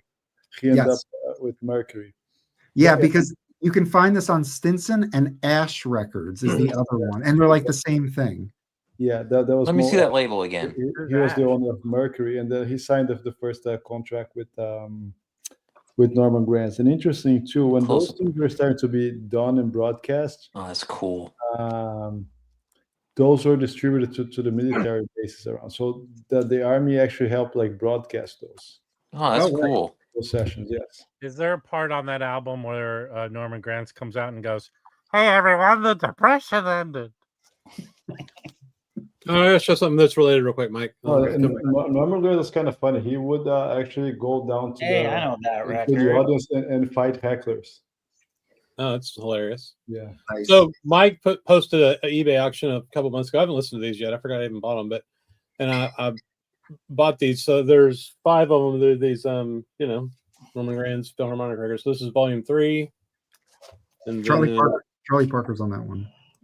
Yeah, it's Charlie Parker. It says Charlie Parker. No, Charlie Ventura, Charlie Parker, Willie Smith, Lester Young, Shoeless Joe Jackson, and John Burks. That's Dizzy. Holy shit. That's pretty cool. Isn't Shoeless Joe the baseball player? Yes. So someone's. What did he play? The bat on there? Yeah. Then here's volume 5. And who's on this one? It doesn't say. But it's whoever these anyway. If you look at the label on the record, it says who's on it. Oh, okay. Oh, that's true. Oh, it's cool. It's got the old school Clef record sticker on it. I guess what's the story behind that, Mike? Do you know why they have these dumb stickers? If you peeled it up, it would say Mercury behind it. Oh, okay. Cool. And then what's next? I got 5 of them. This is volume 9. It's a pretty cool cover. This is Mercury, I guess. No, when they played, did they used to fly like that? Yes. Yeah. It's pretty interesting. They have like the words. I don't know why they have them printed sideways on the sides. And maybe it was just pasted on that. Oh, I know why. Because there's nothing on the spine. The spine's blank. So I guess when you're flipping through, your records like this, you could see. Or the guy at the factory was drunk and he pasted it on the wrong direction. That's true too. I think this is I got 2 more. Okay, so this is volume 13. That's a good picture. Yeah. This one's got who's on this one that shows right here. Lester Young, Charlie, the same guys. Charlie Parker, Tommy Turk, Hank Jones, Buddy Rich, Ray Brown, Flip Phillips, and Lester Young. Check out this back cover; it's really cool. Yeah, Buddy Rich, he was like the kind of main conductor of all the sessions. He was like almost like an MC as well. That is right. I did not realize that. Yeah. So that's his personality like that, right? But I forgot the name of the guy. I think it was a saxophone player. He was the one that played the most session. Oh, Charlie Ventura, I think. No, not Ventura. It's someone else. I forgot his name right now. Yeah, but it's a guy that's not. Willie Smith? Willie Smith on alto? It might be him, Mike. I'm not sure, but yeah, it's a guy that doesn't have like a huge big name, so famous, but he was the more consistent, played the most sessions of Jazz Philharmonic. Okay. Yeah. How many years did we go to, Mike? They went to 58 in the States. When, Felipe? 58 or so, Rob. I think 58 or 59. Then they only played Europe because in 61 he sells Verve. So he moves to Switzerland and becomes a promoter. Oh, geez. And then actually he starts bringing acts. So he would play Europe in many countries except for the UK. Because in the UK there was a rule, like if you're a musician or performer, you had to be living there for at least 6 months to be able to play. And that was a huge issue there. So he ended up getting to book Ellington because it was an orchestra. He was not a performer. But then there was a big fight with the union there. And then at some point they changed the rule, and then that's how USX began to play as single performance in the UK. There was Norman Grant's fight in there. Interesting. I didn't realize that either. Yeah, Dude, check out my Wham shirt. Nice, huh? Nice. that's nice. And then this is the last one, volume 14. Who's on that one? Here's a thing. I got a bitch real quick. This guy I bought them from. Who the fuck puts fresh tape?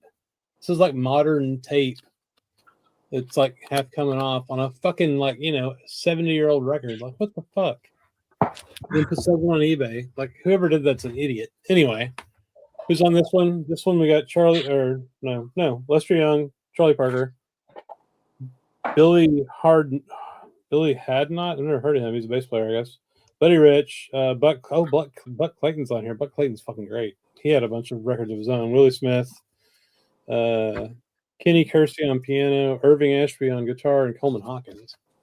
So, just three of the best sax players of all time. Parker, Lester Young, and Hawkins, right? Yeah, that's amazing. That's pretty cool. So I'm stoked to have these. I need to clean them up. I don't have a way to clean them with my Humming Guru, so I just need to do it with my spinning cleaner. I don't have any inner sleeves or outer sleeves either, so I just kind of don't do anything with them. I don't know. Just get them. Just get the adapter and get the inner and outer sleeves, and then you're good to go.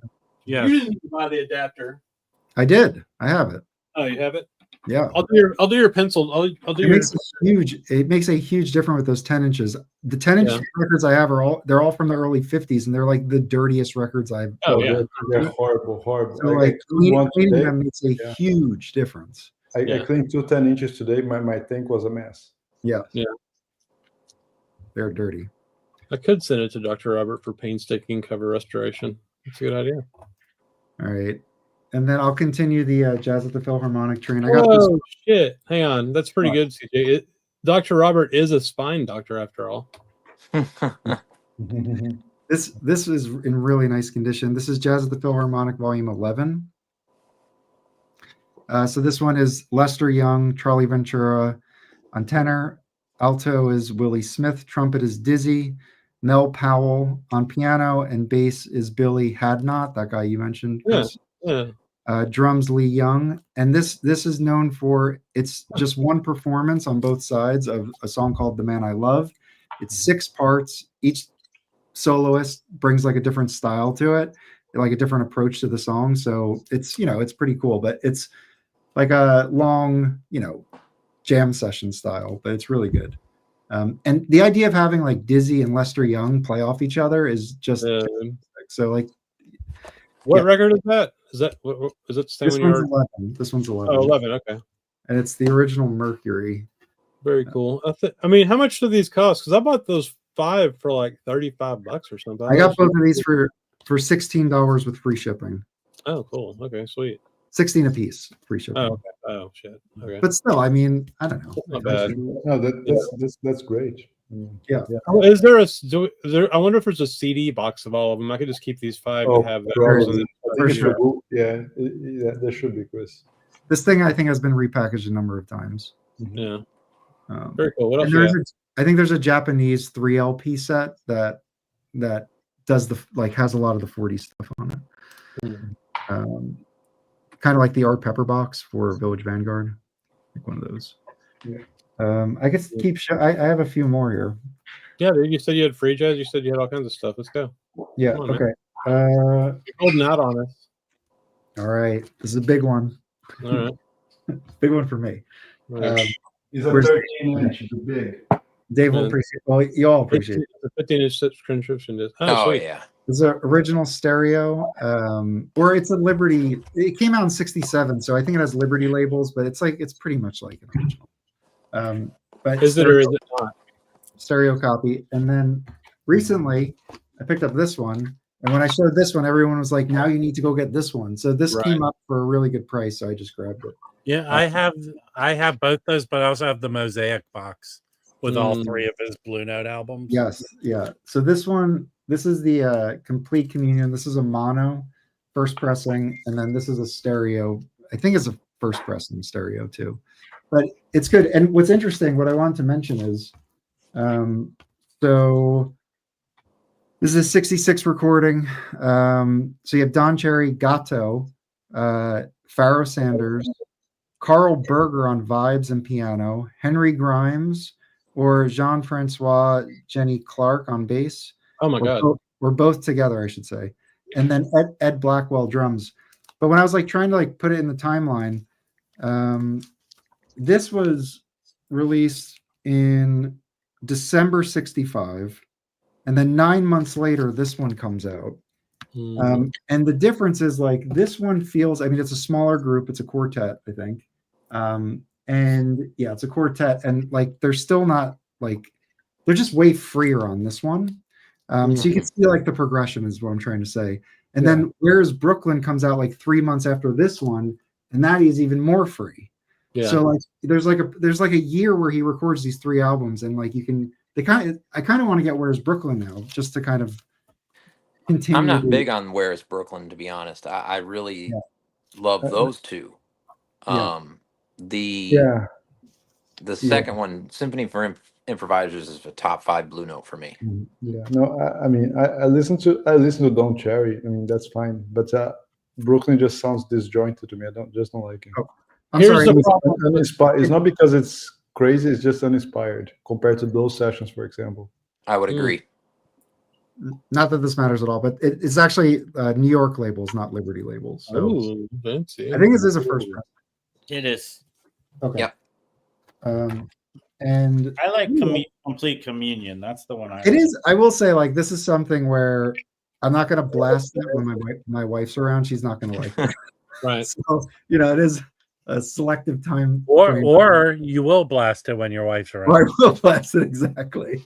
We will only do that once, Carolyn. I usually save Ascension for those moments. Yeah. You blast it and get some couch time. And Dude, then, just interstellar space. I have one more that I got for $20, which I didn't even believe it was real. I just bought it and I was like, well, let's see if they send it. It was in shrink. It's a Mirage. It's a Mirage. A Mirage. And it's another Blue Note. It's Leo Parker. Let me tell you about it. Oh, wow. So this is way tough more to find. Straight ahead. It was listed as a first pressing stereo. That's not exactly what it is because it's not a Plastilite, but it has the first pressing labels on it. So it's probably like a 66. 66. 66, yeah. Mm-hmm. It's definitely. What condition is it in for $20? Because that's $100 record. Well, the jacket was in shrink, so it was in excellent condition here, and then the record looks perfect. Like probably never played. People get really confused if you see an original label and there's no Plastilite, it's 100%. But still, 66. it's not a $20 record, though, Brandon. No. Well, there's no. Yeah, I never said it was. No, I'm not disagreeing with you. I've just said I think you did, man. I don't even care. There's no entry on Discogs. The 66 one has a Liberty label, but I just know it's just because nobody put it in. But yes, I agree. This is a 66. Maybe it has a Liberty label, not an original. No. The one on Discogs, there's no entry that matches. Rolling with Leo. Rolling with Leo. No, sorry. That's actually common with the 66s for them not to. There's often not a entry on Discogs. I don't think they pressed a ton of these, no matter what pressing. Yeah. So what I was looking into, because I don't really know Leo Parker, so let me tell you just a little bit about this. So 61 session, he's playing baritone on this, which is pretty awesome. And then the rest of the group, I don't know any of these people. It's Bill Swindle on tenor, John Burks on trumpet, Yusuf Salim piano, John Burks trumpet. That's Dizzy Gillespie. Dizzy. Yeah. Oh, okay. So Dizzy's on this. Okay. Yusuf. It's weird. When was it recorded? It was 61. You said 61. Why would they put John Burke? It's 4087. Yeah, 4087. So he probably had a record deal as Dizzy. Oh, okay. Go ahead, sorry. Yeah. So Stan Conover bass and then Pernell Rice on drums.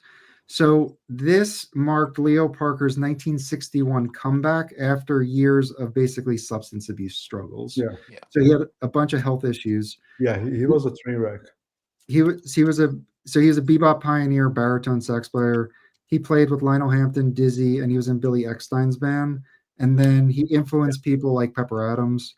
And then after this, he died in 62. So he recorded this and I guess a couple others for Blue Note, and then he died of a heart attack. And then there's a Rolling with Rio, which was a LT series.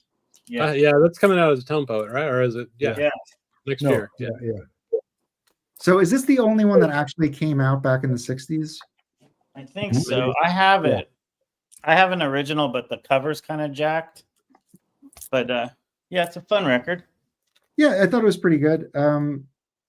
Yeah, He's so definitely a I pioneer, didn't know, though. I didn't know the sidemen. I mean, obviously, except for Dizzy now, but they all like play extremely well. I mean, Mhm. you know, they sound great. So I really enjoyed it, and yeah, I mean, it's not like you know, it's straight ahead stuff. Yeah, So you you had can, hard pop. It's not a common record though. No. yeah, No, It's hard to find in the I've bins. seen it out in the wild I don't twice, see it but very often. it's like $100 or more record. Yeah. I got for $20. Yeah. I know, that's what I'm saying. And do the you think- Discogs entry, if you just looked at the median, like I don't know, that's why I was like, I don't even know. Maybe it's because they knew they listed it as a first pressing and they knew it wasn't. So maybe they were just like, I don't know what it is. I'll just put it here for Or $20. maybe it was someone who doesn't know how to sell records. Or maybe it was that. Right. Well, people get really confused by the 66s. Yeah. Even people that Yeah, know a lot but about. But again, the 66s, they're gonna rare between $80 and $200, not $20. Oh no, 66s are between like 80 and $500, depending on the. Well, this one's Yeah, 20. I think you need to send that back. You ripped that guy off, Mike. No, it sounds good.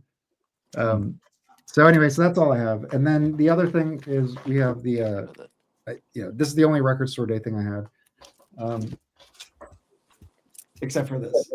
This is the original mono Max Roach. I think I got this for like $30 like a year and a half ago. And I think now it's really gone up in price.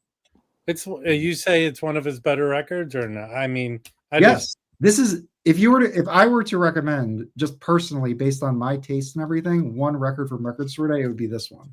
It's really good. I mean, everyone should have a copy of it. You know what? If you don't have this, you don't listen to music. I don't have it. Then you don't listen to music. Sorry. This guy's killed me. I just started the pandemic. I don't have this one. Yeah. Well, I'm sure I never found it in a bin around here. I just feel like they made it. I feel like that one's going to come down in price. I just got the feeling for most of them. I think the Shahib is only 1,500 records, right? I think that's going to sell out. No, I think it's $1,250. I think it's $1,250. Yeah, still less. They'll just repress it, dude. If it sells well and they think they can sell more, they'll just press it again. What does Org do that? I don't think Org does that. Yeah, probably not. Yeah, probably. It's kind of boring. So I have a question. I don't know. So, I haven't heard. I have a RSD question related to one of the Zev's titles because I posted. Discogs asked everybody, "Hey, post what you found for Record Store Day." So I put my picture of the 5 records that I picked up in the Sun Ra's in there, and there was immediately a comment. So it actually exists. Was like one of the comments. Yeah. And I can tell you that Lunchbox here, which gets a freaking 100 copies of everything, got none. And my other didn't get any. Repo got 2 copies. Yeah. And that was it. And I don't know. I'm not seeing a lot of people showing it. How many? I mean, how limited was it? How many was it? Sun Ra? I don't know. It says 2,300, but that's worldwide. Sorry. 2,300 worldwide. That seems like a lot. I don't. Yeah, I mean, I don't know. 300 is plenty. Yeah. So my guess is they had problems pressing and they weren't able to get them. I think that's the issue. Okay, because Rob, how many did you see around? Not a lot, but am I wrong where this has happened before? Where maybe the Ingroove said this? Oh, now a bunch of copies just came in. They found a bunch. Yeah, I think that's what's going to happen with this. Yeah, that doesn't necessarily mean they found a bunch. They just pressed. That means they were just late to being distributed or somehow. Yeah, that's true because you remember that box set for Thelonious Monk, the French one, from years ago. That one was like. You mean the Sam Records? It's the soundtrack with an extra record. Yeah. That was I a have record the original. store day. I got the original RSD of that because I didn't get it on RSD. He got more sent to him later. He Exactly only that. got one copy for the day, and then some reasons they sent him more later. They found Well, more. I think y'all's conspiracy theory has been disproven because Matt saw it for you. Oh, good. Yeah. I don't know. It's just somebody immediately was making these Look, comments. I'm in the on king city of post. this country. There were not enough Sun Ra copies anywhere I went.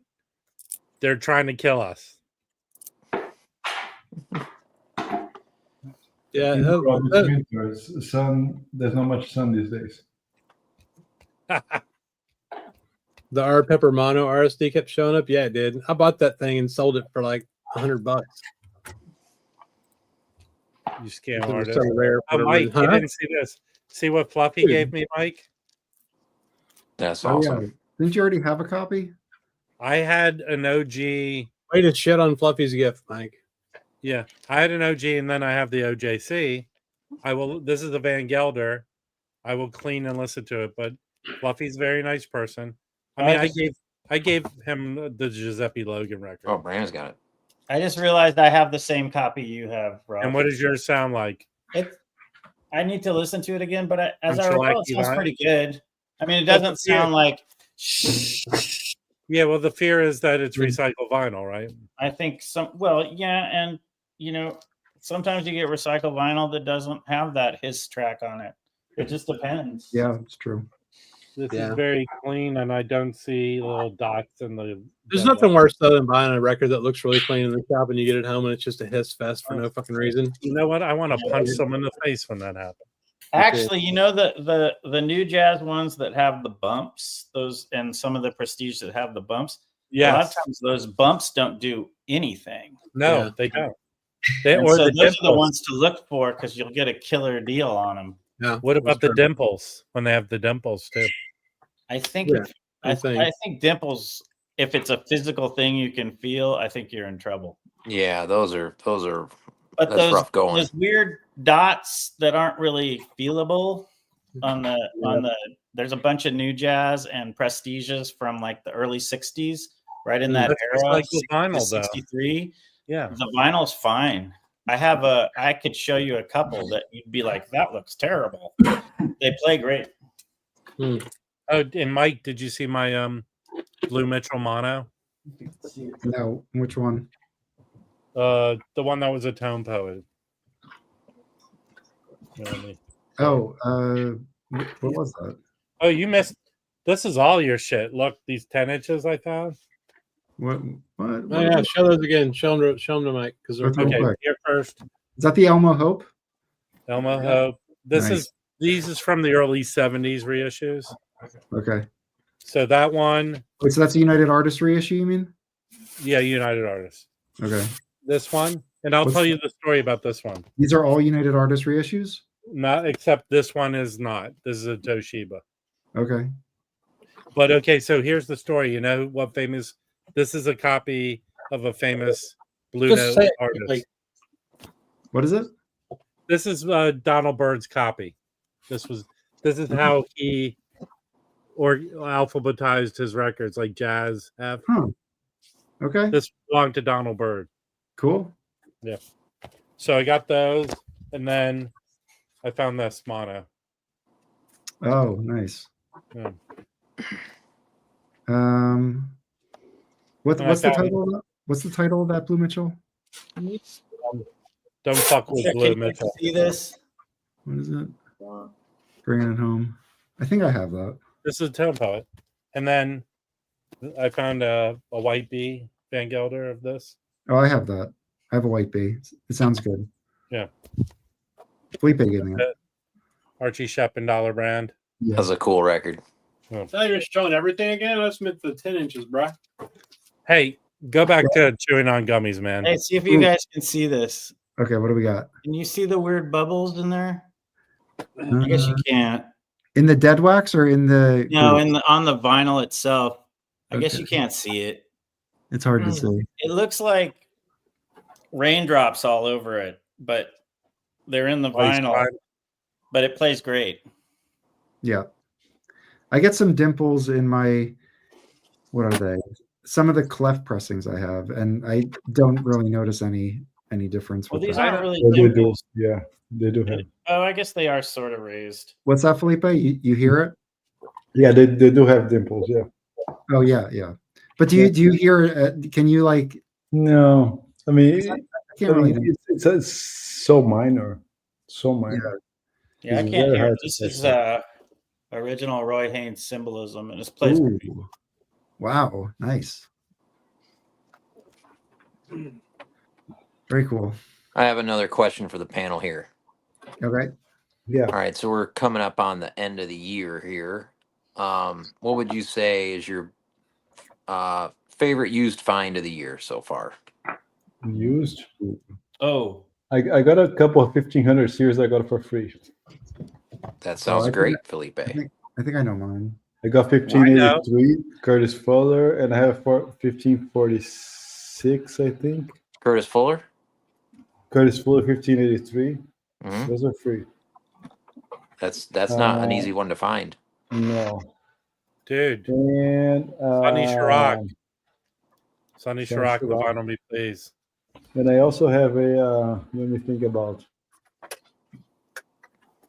That's your favorite used, I'll pick it up. Hang Rob? on. I mean, I didn't buy it brand new. No, you got it at Amoeba, right? Right off the wall. That's Do you nice. mean- That's do you fine. mean vintage, Dave? this was one of them. Oh, nice. Yeah. And I actually basically traded an Andy Bay record for this to the record store. pretty Very much. cool. Hey Rob, when did we go to the Austin show? Was that this year? Yeah, we went in the spring. Beautiful. Well, this made me really Nice happy. copy. Yeah, that's awesome, Brandon. You know, the record store, you know, when you see a record, but you already have it, but you still feel kind of sad when it sells. Yes. Yeah. There was a really nice, and I already have an original and the reissue, but there was a Japanese Blackstone Legacy that was just like so clean and perfect. Oh, Woody Shaw. It was like 120, I think, Oh, that's a because good the price. Japanese doesn't get nearly as much as the Yeah. American, but it had it looked better in a certain way because it had like a black label with silver.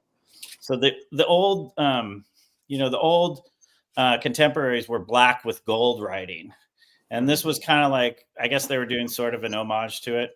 So whatever the 71, or is it 71? They did it. The Japanese did a blacks with silver writing. It looked really cool. Yeah. Very cool. But Yeah. it sold. It sold in about 5 days. Yeah. Wow. But I've there never was seen some- that copy. Yeah, I had never seen it either. I played it on the listening station. It sounded fantastic. A couple years ago, I got a US off the wall at Bop Shop at Christmas. Mm-hmm. It was not cheap. I got Hey, I mine for $5. Y'all want to see? Y'all want to see all my Black Saint and Soul Note records? Yeah. Sure. Just one question for Brandon. yeah. Did it have an Obi strip on it, Brandon? No. Okay. I want to see your dog. Yeah, where's your dog? Can we see your dog? Oh, your dog. Behind you. My dog? Dexter. Sasha. So, Chris, Well, yours they're are going to be the passed Black out. Saint ones that you found? Yeah. Well, I Yeah, just okay, David. Yeah. Where's my dog? Annabelle. Yay. Just like jazz. Yeah, she listens I to was free saying jazz. just one record, but this is cool. No, I'm going to show that record, but then I figured I'd show all of them. So this is my Sure. favorite pickup of the year. Yeah, from That's the the Austin record Record Fair. that Chris stole out of my Yeah. hand. Yeah. I got that last year, and it was pretty big. All right, this is a Soul Note. This is weird. This is a Clifford Jordan repetition. Yeah, I sent that to you. Oh, yeah. It's not one of his better records, honestly. No. I love this one. I got this year. This is a saxophone choir, Yeah. Odie and Hope's thing. What like happened? 13 Nice. saxophones. Was he in a nuclear accident? Yeah, dude, he's fucking going nuclear on this record, man. You know who he played with he grew up with the Hassan dude. Oh yeah. Oh really? Yeah. Oh, here's this New Air. Oh, that's cool. Yeah. That's on Black Saint. Oh, this is a great one. This is the second cover, I think, for whatever reason, or I don't remember. This is Enrico Rava, Around the World in 80 Days, basically, is what that Yeah, I love that record. Black Saint. What we got here? Another Black Saint. World Saxophone Quintet. I got most of these this year, honestly. I don't understand why those are so cheap. You should get a dog. What? One of these? Oh no, this is great. I'll buy any of them I find. So this one's got Hand Me Up Blewett, Julius Hemphill, Oliver Lake, and David Murray. Why would you give your dog 2 names? You just call him Carl, obviously. Or the Fletch. Carlito's Way. This is pretty kick-ass. I think this is a reissue, right? Put it in my pile. Yeah, so just buy it. They have it. They have it for $20 at fuck. What's that store in Chicago we all buy records from? Dusty Groove. Yes, thank you. This is really cool. So this is Joseph Jarman and Don Moy featuring Craig Harris and Raphael Garrett. You know, it's funny. This cover is like a picture of a street or something, right? Can you tell? Is that a picture of like a street, like a driveway or something? What is that? What are we looking at here? Yeah, It's hard to tell. I think it's your gums. Then you should go to the dentist. No, I've been to the dentist. Sorry, my gums are nice and pristine. So there you go. What's next? Oh, everybody's got this. So yeah, excellent. Yeah, I Top don't. notch. You don't? You don't know music. You got to get it. Come on, Felipe. You should get this if you don't have this. You'll feel left out if you don't have it. I don't. And you know, Felipe, if you don't have that album, Mike, what's the thing? You don't listen to music. Yeah, that's right. This one's great. I'm watching too much YouTube. I don't listen to anything. That's true. Mike, you have this one, right? Yes, it has a slightly different cover. Yeah, your cover's like this. It's fucking weird. Yeah. I think I have that one, but I'm not. Muhal Richard Abrams. His stuff's weird, but it's awesome. Yeah. Oh, it's an awesome cover. What is this? This is the Barry Altschul Quartet and Quintet. Yeah, called That's Nice. Yes, I have that. It's good. Yeah, that's on Sony. I think Barry Altschul is people need to get into him. I got quite a few of these records. I didn't realize. David Murray, Octet. That's great. Yep. What's next? Anything? Oh, this is the first one I got ever. This is great. Yeah, this is great. It sounds amazing. Isn't that when he's playing with another group? I mean, another group. He has his band, but there's another group of violinists or something. What's that? It's a Mac record. Yeah, that's not this one. Okay. No, this one he's got. I can't read it. Hang on. Yeah. Cecil Bridgewater on trumpet, Odeon Pope on sax, Calvin Hill on bass, and Max Roach on drums. Yeah, this is great. It's got Odeon Pope on it, which is fucking awesome. Anyway, they look like rocks or seashells, Nick. Okay. Hey, Roberto, that's hurtful. He likes supporting our show. How dare you? Yeah, you should pay for that remark. Yeah. I mean, really, you should pay. Yeah. There's another David Murray Octet record I got. Yes, I have that. It's good. All the David Murray. Then you also have these, like Mel Waldron and Steve Lacy. The Mustang record. What else? Is that it? Nope. Oh, this just came out, reissue. Yeah, that's a must. If you don't have that record, you don't listen to music. I ordered an original from Decibel, but I didn't get it. That's a lot of money. This is really kick-ass one. I bought like most of these like this year. Probably. I have the CD of that. Yeah, it's great. So really good. Yeah. Can I go through a little list? Yes. 1 sec. I do Hat and Beard on this. Fucking awesome. It's all like Dolphy tunes. What's up? So this is my new favorite CD. Yes. Cool. I got that used for $5. Yeah, it's he did Quincy Jones signed him for 2 records. And then finding a promo of this was really sweet. Oh yeah. Very nice. Made me really happy. Cool. Nice. Finally getting a clean copy of this, which is one of my favorite Astrid Gilberto records. That's a cool one, Breno. Yeah. I love this record. I had the Arista, but I got an original of this. That made me really happy. Ooh. Yeah, because you don't like the spaceship aspect of the other one. No, it's fine. It's fine. It's just not great. This last Poets was really a cool find. Oh wow. It's fantastic. Never seen that. It's really good. And then finding Chris has my second pressing now, but I found an original of this. Oh, That's yeah. great. Oh, yeah, And, that's you know, phenomenal. Contemporary? Yeah, look at Oh, yeah. The black label. Oh, yeah. black Man, and gold. So damn sexy. I still remember, Brandon, I got my Like, copy. I I was remember like, you dude, should I messaging get me. it? I was at He's the like, I shop. found it for $20. I'm like, can I have it? But I ended up finding that for $20, so it all worked out. Yeah. That's great. And then this Oh, Dollar yeah. Brand and Johnny Gianni, I really like That's this. phenomenal Yeah, that's LP. And I didn't even I'd never seen it. I just saw it and it was like, I think it was $20 and I just grabbed it. I think I got a copy maybe earlier in the year or last year. Yeah, I'd never seen it anywhere, and I just like, that looks really good. And I didn't even put it on the listening station. I just said that sounds like something for me. So that and Joe Henderson, which I knew I was gonna like because I have it on CD. But that was pretty awesome. Nice. Excellent. What about you, Mike? Well, Muted. I have to unmute my microphone first. Sorry. What comes to mind is those early Dial records that I picked up, as well as the Folkways Jazz series. I just feel like they filled in a part of my kind of listening experience and collection in a way that really was fun for me to explore. I really love those, and they weren't crazy expensive. They were like, they were affordable ways to get build a really good foundation of early jazz. So And to find them in the wild was also very cool. they're really clean. Like this one, this is probably my favorite one. This is Red Norvo's Fabulous Jam Session. Yeah. And it's got Parker on it, Dizzy's on it, Slim Stewart, Red Norvo. It's just a cool session. Plastolite pressing, really cool collector's jacket that's super clean. I was really happy to find these because, like you said, they're not, they don't pop up everywhere. No, you might not ever see those again. Yeah, 1949 is what Discogs has them at. Yeah, they were the first jazz LPs, those dials. So I have like a little section. So I have a cube that's the Folkway stuff from 1950, 52, 53.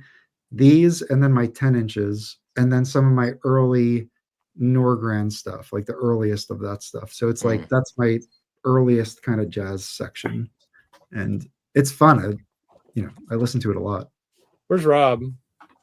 Rob, come back. Mm-hmm. I want to start a fight with him about this comment because I think But I do think 2025. I don't think I'm going to be buying as much.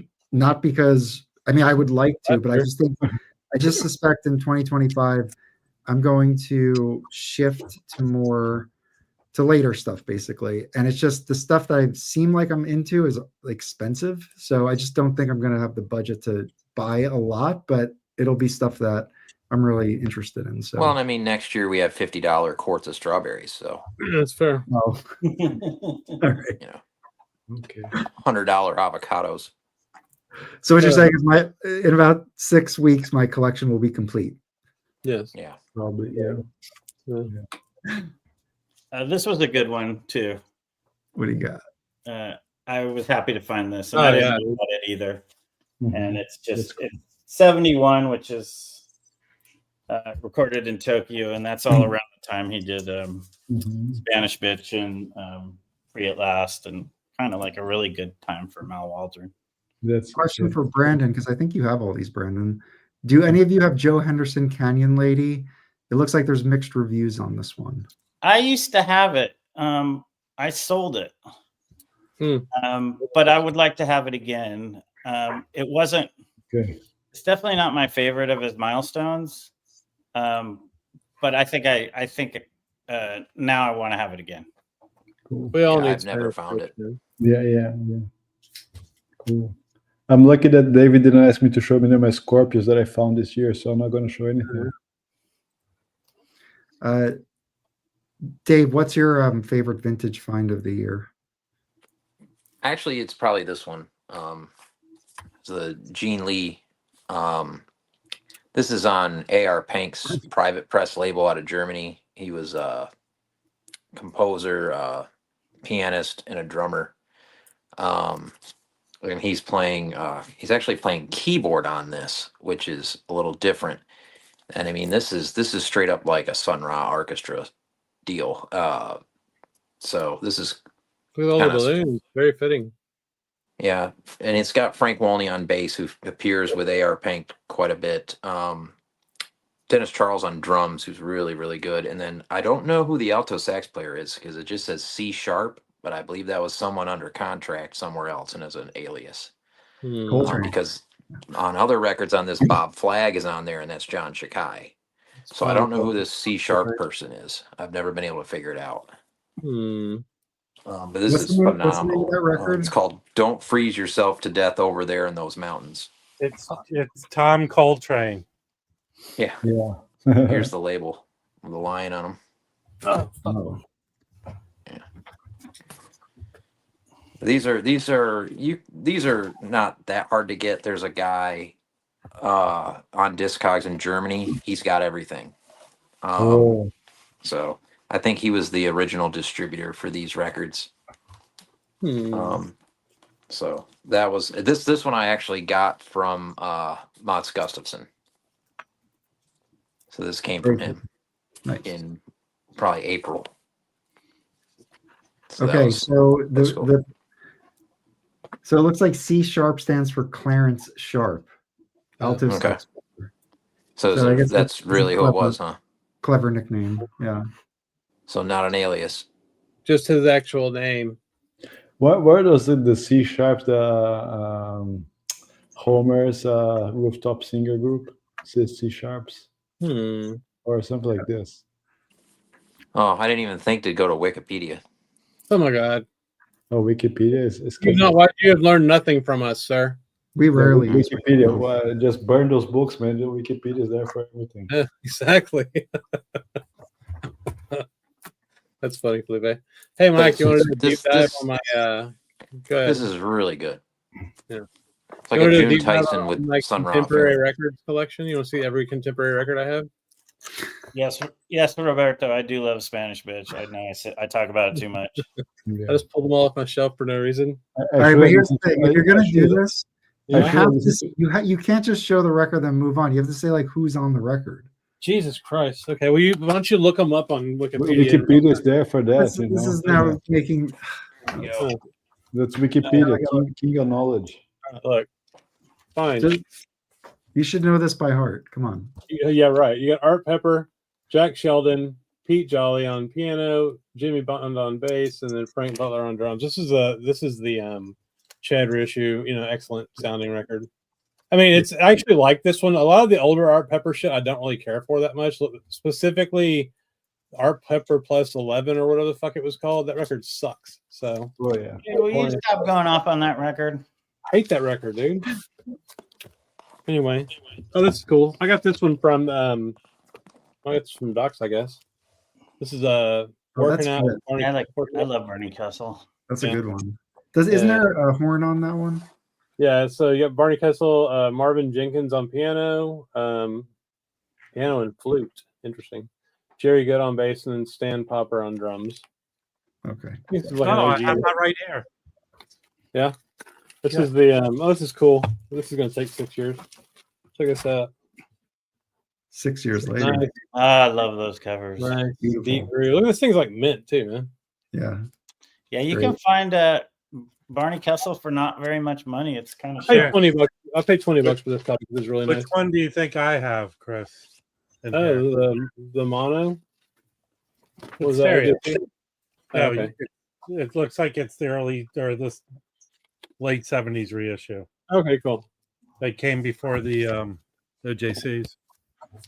This one's great. This is an OJT. Originally sold for $8.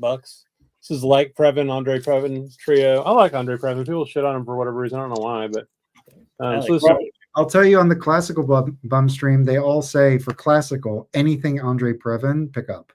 he's a fucking he's a monster. But he quickly played- put it down. Him and Oscar Peterson were friends and Anyway. shit. This guy knows how to play piano. Anyway, so Andre Previn piano, Red Mitchell bass, Frank Cap on drums. I like this one a whole lot. Everybody's gonna know this record. yes. No, I haven't heard of that one. No, you should get it.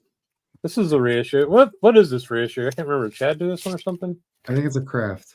Well, there was Yeah. there was the craft box that had it in there. And Oh, then this they- was the crap. This might have been from that. No, it was I don't know, whatever. Anyway, it's a great record. So you got Ornette, Don Cherry, Percy Heath, or Red Mitchell, and then Shelly Manne on drums. Yeah, I love his contemporary stuff. This is obviously a Craft, Acoustic Sounds, Hampton Halls, Barney Kessel, Shelly Manne, Red Mitchell. Greatness. Love this record. I had an OG of this that I sold because it was like VG. Are we doing Barney Kessel right now? I'm just showing Contemporary. every contemporary record I have, basically. What do you got, Brandon? Hold on. Man, the best Barney Castle song, Julie is her name. That's amazing. Ooh, what's this? This one's my favorite.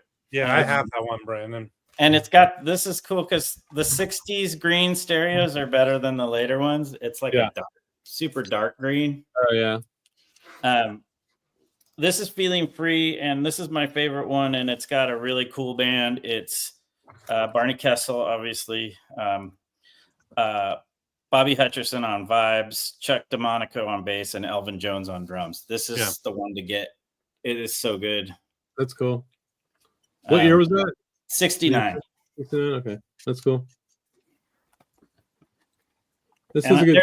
there's a second pressing of it too that sounds great. That's but this is, I think it's probably more than I remember. It's probably like $30 now, but I think you can get the second pressing for 15 or 20. Yeah. So Jacob, the yellows were mono originally, right?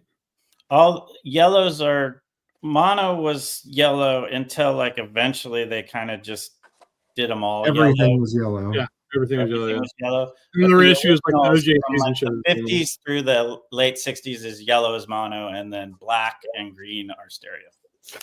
This is a 10-inch Barney Kessel. Is it on With, contemporary? yeah.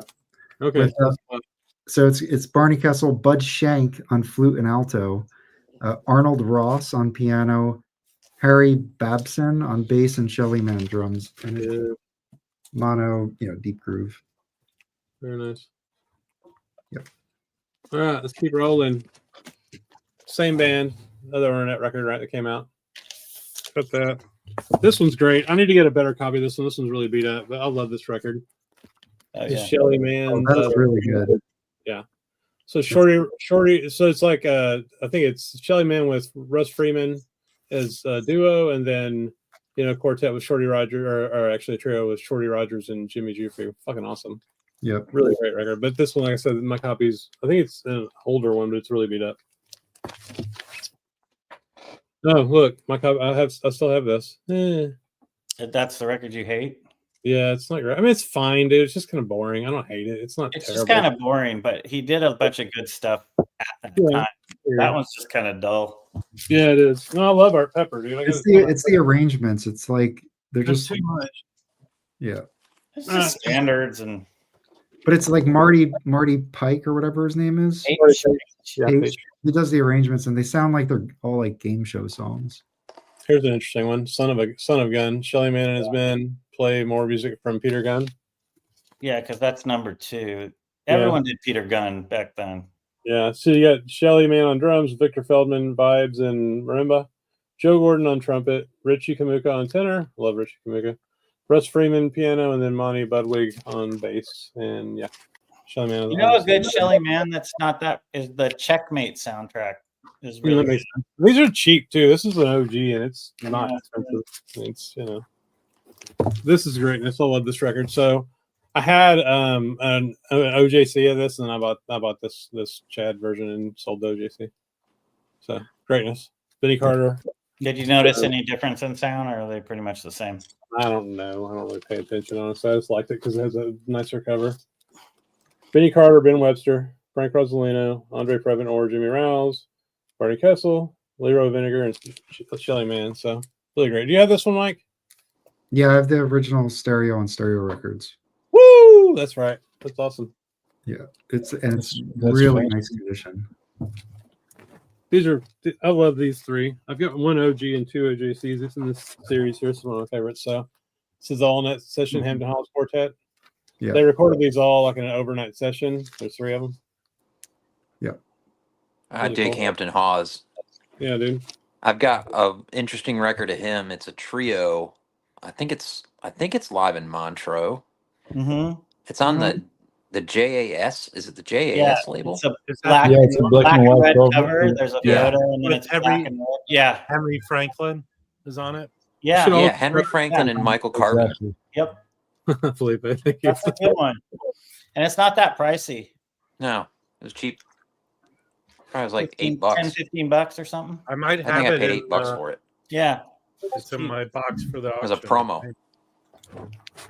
Where did Mike go? No, there he is. He went to walk his dog. No, he didn't. He can't. We gotta go through. his dog's so small, he just has to walk him around the room. Yeah, that's fair. All right.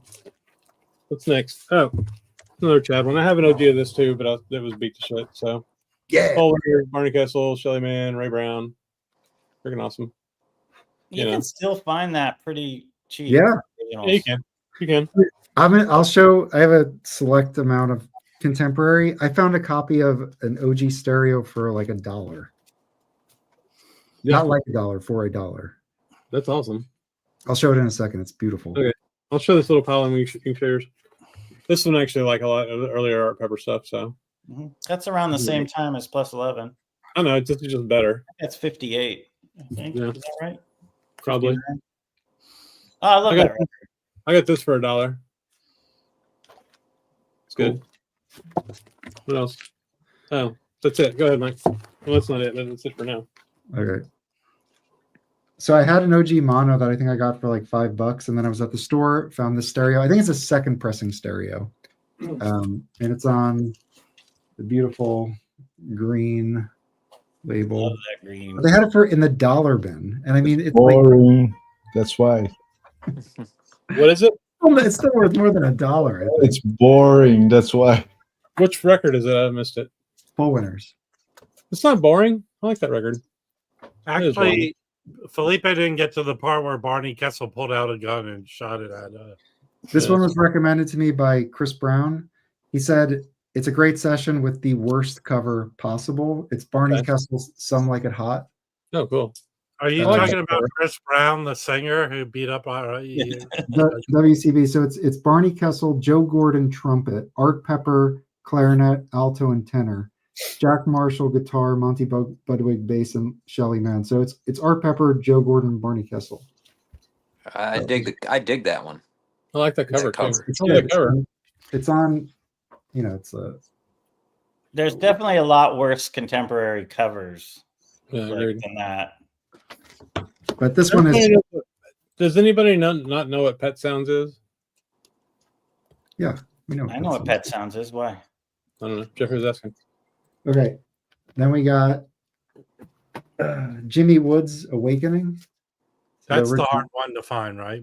Yeah, it's original mono. Oh, that's cool.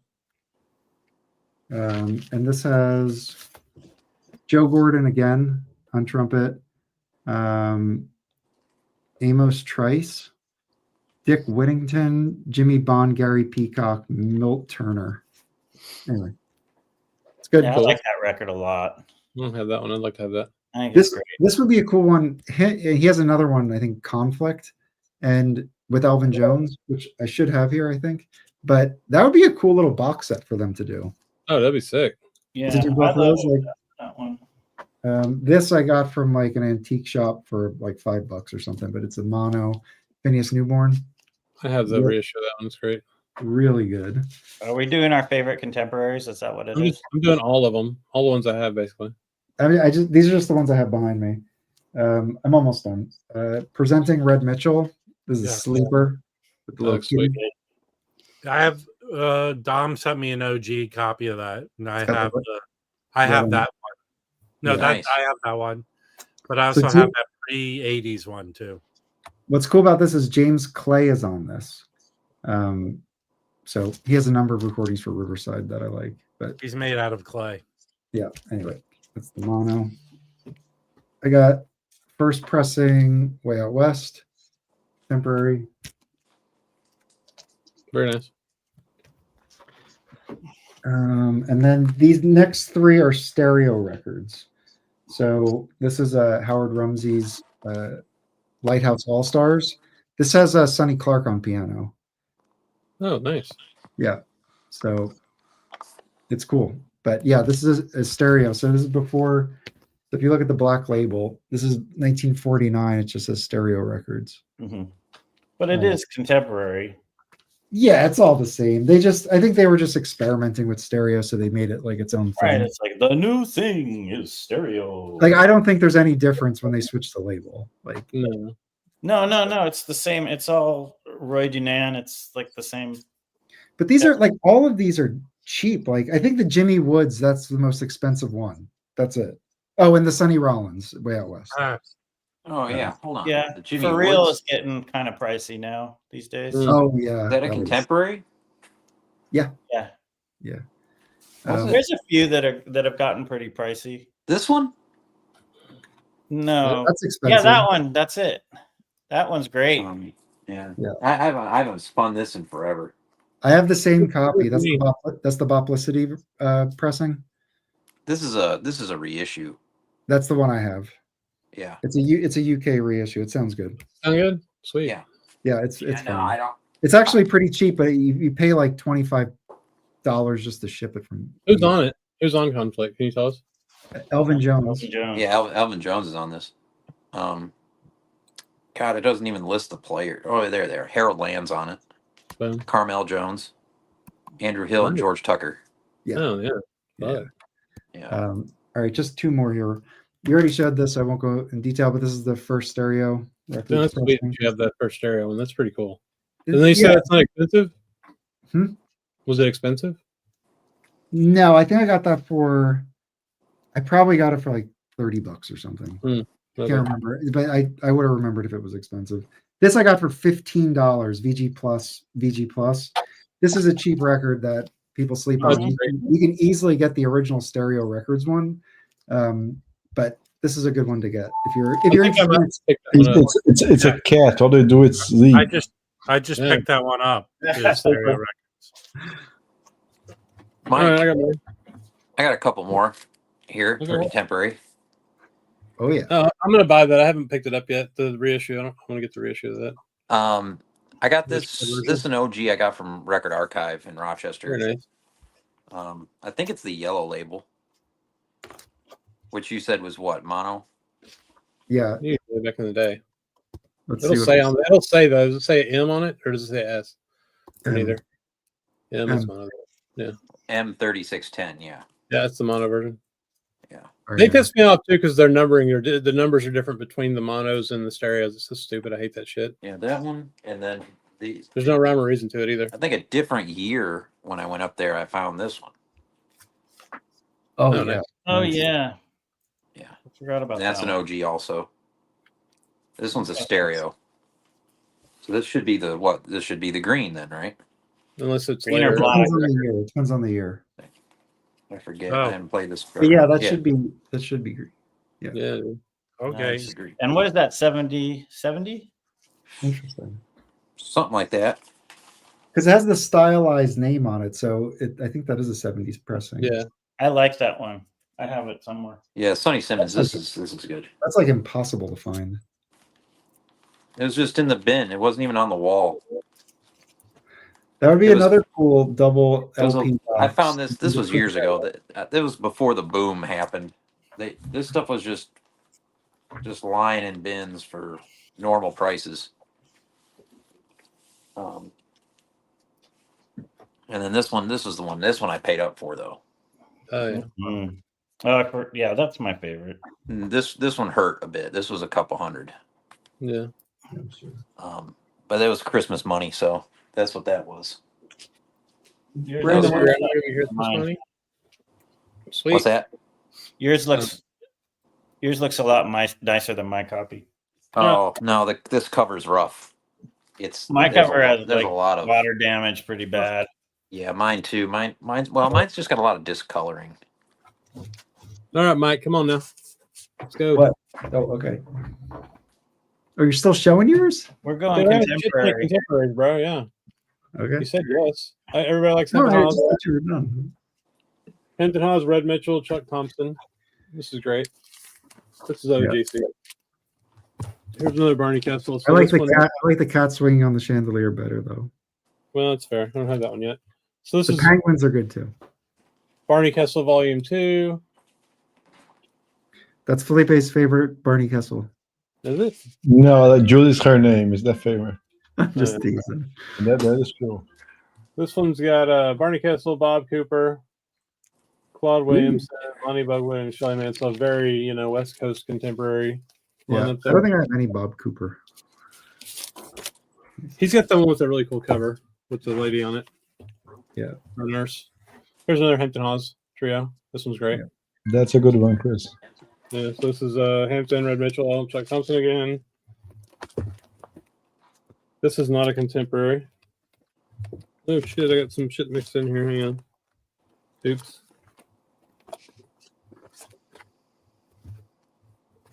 Yeah, I fucked that up. 1 second. Okay. Here we go. I'm back. Contemporary special bums. That's right. We're gonna have Felipe doing this next time. What?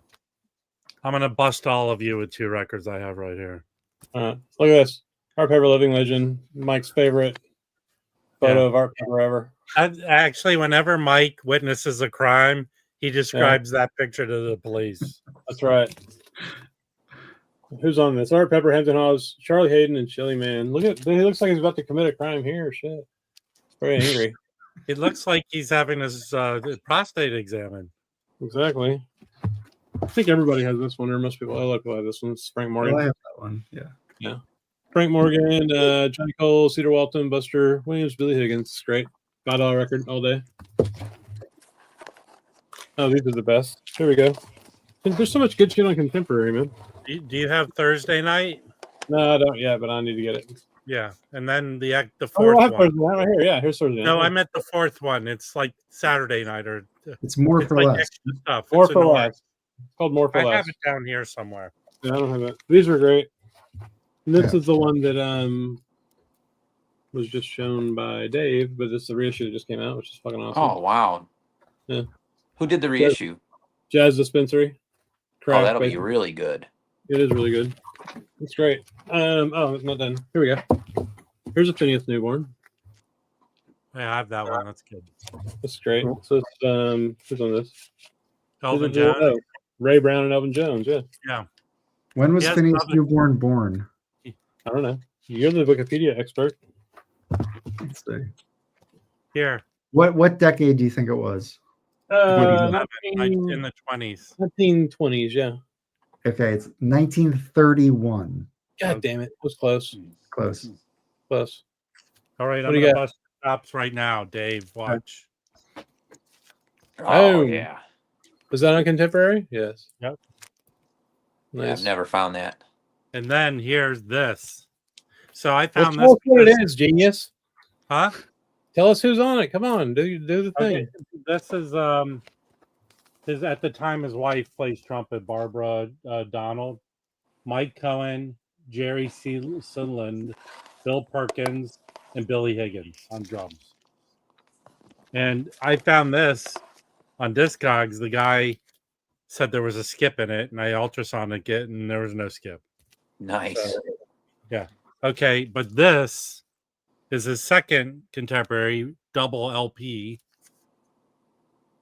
Sonny Simmons, or he was called Huey Simmons on this. Was that like made out of what's up? Burning that cover, Spirits. man? The cover's Huh? weird. So this is a 2 LP. I got this is hard to find, expensive. Oh, cool. So this is most of that same band. It's Barbara Donald, Michael White on violin, Lonnie Liston Smith, Richard Davis, Cecil McBee, and Clifford Jarvis on drums. How much does it That cost, one. Nick? Where did you this find that one, goes- Rob? It's not a cheap record. Huh? Where did you find that one? At Safari, Record Safari. Oh, nice. That's one that Alex found for me at WFMU the year I was in the hospital. What year aren't you in the hospital? Right there. Well, yeah, it's been 2 years in a row. I mean, I got this one. Yeah, it's awesome. Yeah. But not here's other records of his, but not This is on our Huli. Oh yeah. That's not contemporary, sir.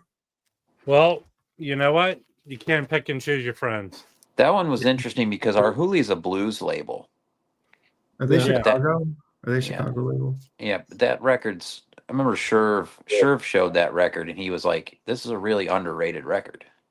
If I have an OG and it's beat up and I get a reissue that sounds better, I get rid of the OG. I don't care.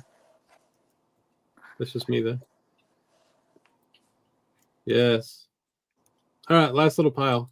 Here we go. This is fantastic. Cheap Heat, Art Farmer, PhD. He did 3 records on contemporary, and I think 3 or 4 records on contemporary in the 80s, and they're all badass. Is he holding a purse on that cover? No, he's not holding a purse, man. He's showing off his fucking big ass ruby ring. Look at that shit. You don't have a ring that big. His hands around something. Hey, he's holding his bag with his trumpet, man. It's a In his backpack. purse. It's his trumpet purse. Mike's not looking at my records now. He's just buying records on Discogs. That's a great record. Yeah, that's great. Frank Morgan, George Cables, just a duet. Add to cart. Are you sure that's on Galaxy? No, it's not. It's contemporary. Look. It does look like a Galaxy record, though, doesn't it? But it's the same. They were the same company. I don't understand how No, they they chose. weren't. No, they weren't. Galaxy was Riverside, dude. No, Galaxy was Yes. Fantasy. No, Fantasy. Galaxy was Orange Keep News. I'm telling you. Check Dude, this out. Charlie Freeman. That's good. when Right. who bought all those companies? Oh, Fantasy eventually. Yeah. Right. At the same time, they had Contemporary and Galaxy. Yeah. Yeah. Whatever. Anyway, Chico Freeman. You have this one, Rob? Yes, I do. Yeah, that's pretty good. Those Chico Freeman that are like $5 records, they're Yeah. good. Yeah, they are good. Yeah. All right. What else? Oh, this is every issue. This is really good. I like this one Yeah. a lot. That is good. So you got Dupree Bolton. That's why I like it. He was on Katanga. Yeah. He was only on like 2 records. So you get Dupree Bolton, Elmo Hope, Herbie Lewis, and Frank Butler. Really great. And Chad's version sounds kick ass. Here's another one of those Art Farmers. Quintet. And then what else? Almost done. Oh, this is great. I've shown this before. Art Farmer, Benny Golson, Jazz Set. I have that. 80s. Who plays with him on that other Art Farmer with the red cover there? This one? Yeah. I like PhD better than this, but this one's really good too. Who's on here? Art Farmer, Flugelhorn, Clifford Jordan, tenor and soprano. James Williams on bass, Rufus Reed on acoustic. Or no, James Williams is on piano. Sorry. Rufus Reed on bass, and then Victor Lewis on drums. Really solid band. That is great stuff. I think this is maybe the last one. You know that cover of the Art Yeah. Farmer cover would Yeah. make a perfect telex cover. Yes, it would. Tell art. This one's actually really good. This is Bud Shank and Bill Perkins. This is like at a contemporary stuff, like a jazz festival they'd put on, and this was even having it in like the 80s. And I think this was like recorded in the 80s.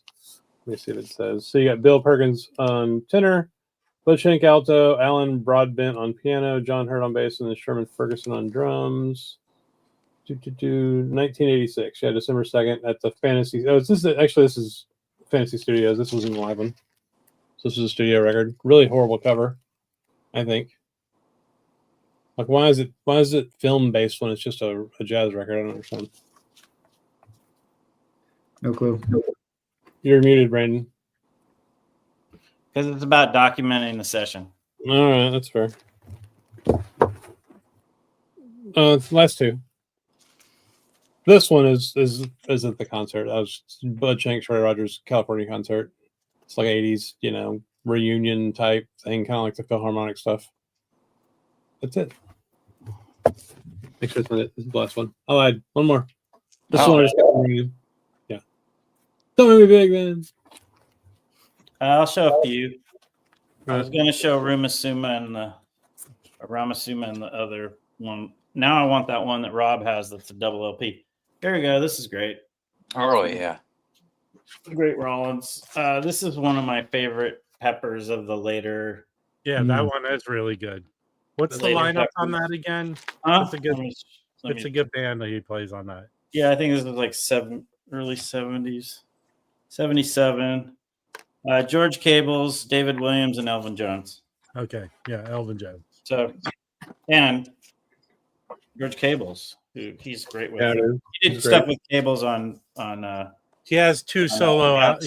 two albums, duet albums. This is kind of cool. It's Hampton Haas Trio, and it's a promo. Nice. Cool. I think this is around 70 as well. Don't remember exactly. Yeah, I just picked those three. I got a ton of contemporary stuff. I have the four. What is it? It's live at the Blackhawk, Shelly Man. Mm-hmm. Nice. I have those. I have that Hampton Hawes set of 3 as well. Yeah, The live 3. Oh, and the Scott LaFaro one 4 with Harold Lamb. That's a Hampton Haas record. Hampton Hawes, yeah. But yeah, LaFaro's on it. Yeah.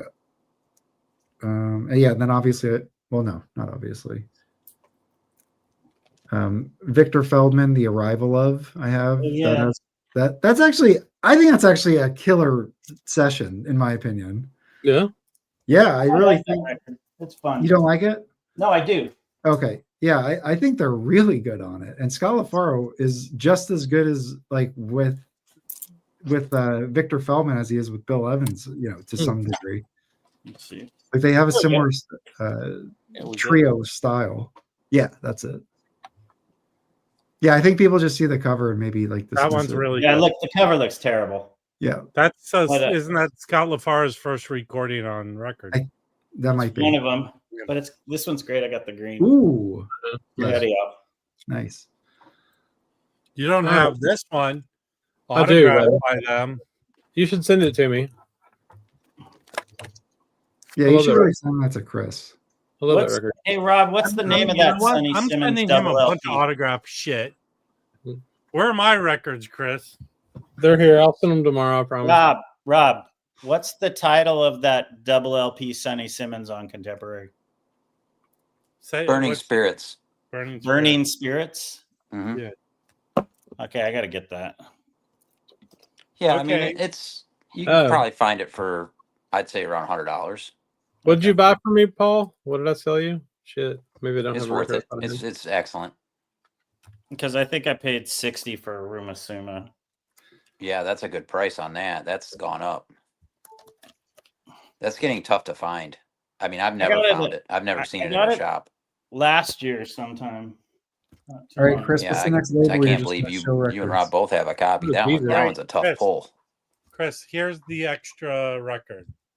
Was that only released in Japan? Is that No. right? No. No, this was released here on one pressing. Oh, okay. We'll just So buy it's it then. more for less. Volume. All right. Never seen that either. Yeah. Do you have the other ones, Dave? I don't have any of them. I have Oh, the shit. I've never box, found They're them. really good live sessions. They're really Oh, they're good. great. but this is I've the never US, seen them in shops here. US pressing. So it was pressed once here. Yeah, a lot of the contemporaries are hard to find down here. I found them. Most of mine I Yeah. found in Rochester. Yeah, I think it's, they're definitely a lot easier to find on the West Coast Yeah. Makes sense. for sure. See, our shops don't specialize in jazz. That's just not anything our shops do Right. here. This is the- Upstate New York. When I go home, those are 2 shops that specialize in jazz. This is the best thing to get. This is a Japanese box that has all 3 of them in it. Oh, cool. And they were numbered. Oh wow! Oh, I missed Yeah. one. I think they have those black labels you were talking about, Brandon. Oh, these are the black in here. Yeah, show Brandon. But these. you don't have the license plate like Mike has, do you? They're like black and white. Yeah, those look Yeah. Oh good. no way! I think you were saying there was some contemporary at the shop that you watched. Yeah, Blackstone What? Legacy has the Oh, that was a Japanese, Blackstone. Okay. and it looks just like that, and they look really good. Nice little booklet. Cool. Yeah, That's this cool. is on Galaxy, but there's another one. Oh yeah, that's great. I have a bunch of Galaxy art peppers. I like them all. Yeah. Yeah, me too. I have tons of art pepper. I have so much Oh, pepper. Here's another, the last one. This is after you've gone. So who's on this? It's God, I hate that. It just says Was their that a first name. tribute to somebody? Probably, I don't know. So it's Ray Brown, Herb Ellis, Jake Hanna, Plas Johnson, Harry Sweets Edison, and George Duke. Oh, George Duke's on that?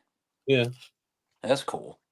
Yeah, it's pretty cool. I don't know when it was I thought recorded. that was like when Bill Evans Oh, died. this was not contemporary. I lied. Okay, I've moved to a new label. I lied. This is Concord Jazz.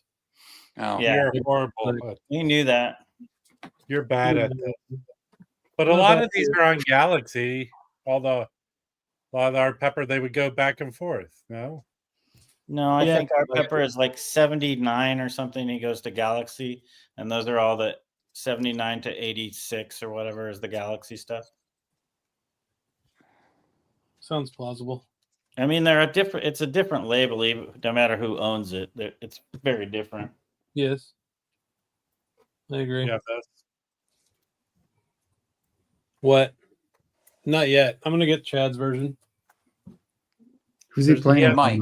35 version of it. What is Mike, that? you got this one right from RSD. Yes. Yeah. Sounds good, huh? Oh, Yeah. Yeah. I think it sounds I'm good. gonna give it a whirl tomorrow. Very nice. Yeah. Trip is What is great. it? Which one? Oh, the This Sunrise. one. Yeah. So I did a whole after I got Dialogue. I just started listening to Bobby Hutcherson pretty much straight through for about 3 or 4 days. What? Nice. Any? The dialogue, I almost picked it up the other night. Dialogue's one of the best. I think Yeah. my 3 favorites on Blue Note are Dialogue, Happenings, and Oblique. Oh yeah, I don't. And they're have very Oblique similar either. bands. I think Joe Chambers plays drums on all 3 of those. Yeah. Those are my 3 favorites, but I like all of Hutcherson's stuff. I was listening to San Francisco today, Mhm. which is great with Harold Land. Yeah, that one I have, and I have the Did one with you- the pink cover. Happenings. Brandon, you saw Yeah, I haven't picked really up copied Cirrus. that. I picked up Cirrus today. Cirrus is great. Here I have a Liberty Happenings. It's pretty nice. Yeah, I'd like to get a original components. I have an original Components. That's a nice. I got all record. the Hutcherson was my favorite for a while. Here's original Oblique. I have the Tone Poet as well. Beautiful. Get the Obies in the way. Here, there we go. Yeah, I never see that record. I got this a long time ago, and I was just like blown away. And I was so stoked when they did the Tone Poet because I just wanted to get my dad a copy. And so as soon as it got out, I got him a copy. Nice. The Kicker is a great one too. This is a great Tone Poet. Oh yeah. Yeah, that one was expensive, man. What? No, there So was here, $35. people were asking a lot There of was money a for that. $35 tone port, just like any other. It's a regular They're Tone Poet asking price. 40, $45 for that. Oh, really? 50. I guess It's it's $20 expensive. it's $20 on Amazon for $35. I'm like, Man, they This will was ship back it when, bare I assed. I mean, no, when it came out, it was at $35. As now this one's great. Patterns Oh, is I great. need that. This is the 90s, the same time they were doing the Connoisseur series. This is Yeah, I sampled that one. I really like that one. It's really good. Yeah, that's what I was playing. So I was playing those 6. I like Components a lot too. Yeah. And Stick Up. They're all good. Yeah, I don't have Yeah. stick up either. There's a lot of Hutcherson I need. Stick Up's good, man. Who's on that one? You have that one? Who's on Stick Up? Is it Harold Harold Vick? Vick, I think. Yeah, because the classic series did the other Harold Vick record with the same crew, right? Yeah, and Yeah. that's a tone port, yeah. Yeah. Yeah, that's a big hole in my collection is Hutcherson. I just never find them around here. I have Happenings. I have a few, but I definitely want to get the Tone Poet dialogue. It's good. And there was I one like of his later Blue Notes cover looks sweet too. that I did find once, and I didn't buy it because it was $50. It's got that weird cover with, I don't know, it's some instrument on the cover. Oh, Montara? Yeah. Yeah, I passed on Montara too many times, and now I'm bummed. But it's coming out. Yeah. His original first Yeah, person. no, Montero is like an idol, it's not an instrument. What is it? Montero is like an idol, it's not an instrument, right? It's a piece of jewelry. It's like a sculpture. isn't it? Yeah. Yeah, It's a that's piece of yeah, jewelry, it looks yes. like a strange instrument though, or whatever. I think but, yeah. I got what Dave was saying because it is a statue, but it Yeah. looks like you could put strings on it, and Yeah, I don't know. I don't know. Yeah, it looks like a I know what jewelry. you mean. Looked like a percussion instrument almost. Beautiful. Your brain works weird like mine. I knew exactly what you meant, even though it's Yeah. not. It was like a mandolin face. Yeah, I saw that once in Repo, and I don't know why I didn't get it because I've never seen it since. Yeah. Well, you can next year when it comes out as a tone poet. I know. Yeah, Yeah, there were a couple of good ones in there. That Sam Rivers. Yeah, Sam Rivers. Oh yeah, that's the one. Yeah, I think it's I way see more why you than would a think couple. Yeah, I don't know. I got instrument out of it too, though. So But this, you got to get this. Oh, I don't have that That's either. it. That's I have that I one. think it's the better than the other. This is better than the other one, Rob. The Sirius. The, Well, I the have ones an we extra had, copy yes. of Sirius. Whatever one is better, I'm keeping. You This- can't be serious. I can't. I'm being serious. Hmm. Nice. It's. I like. I this wish one. I wish he had a knit yellow hat trilogy. There's just Yeah. two of them. That's true. Yeah, needs a third. Sure, he needs. Right here. Here, Felipe. Here's my other copy, but no bit off corner. Not a bite in there. Like he's saying, I was happy, but then I got a headache. Yeah. I screwed up. Yeah. And then I met Harold Land. Yeah. This is the first one. It's awesome, Eric. Oh, here's a.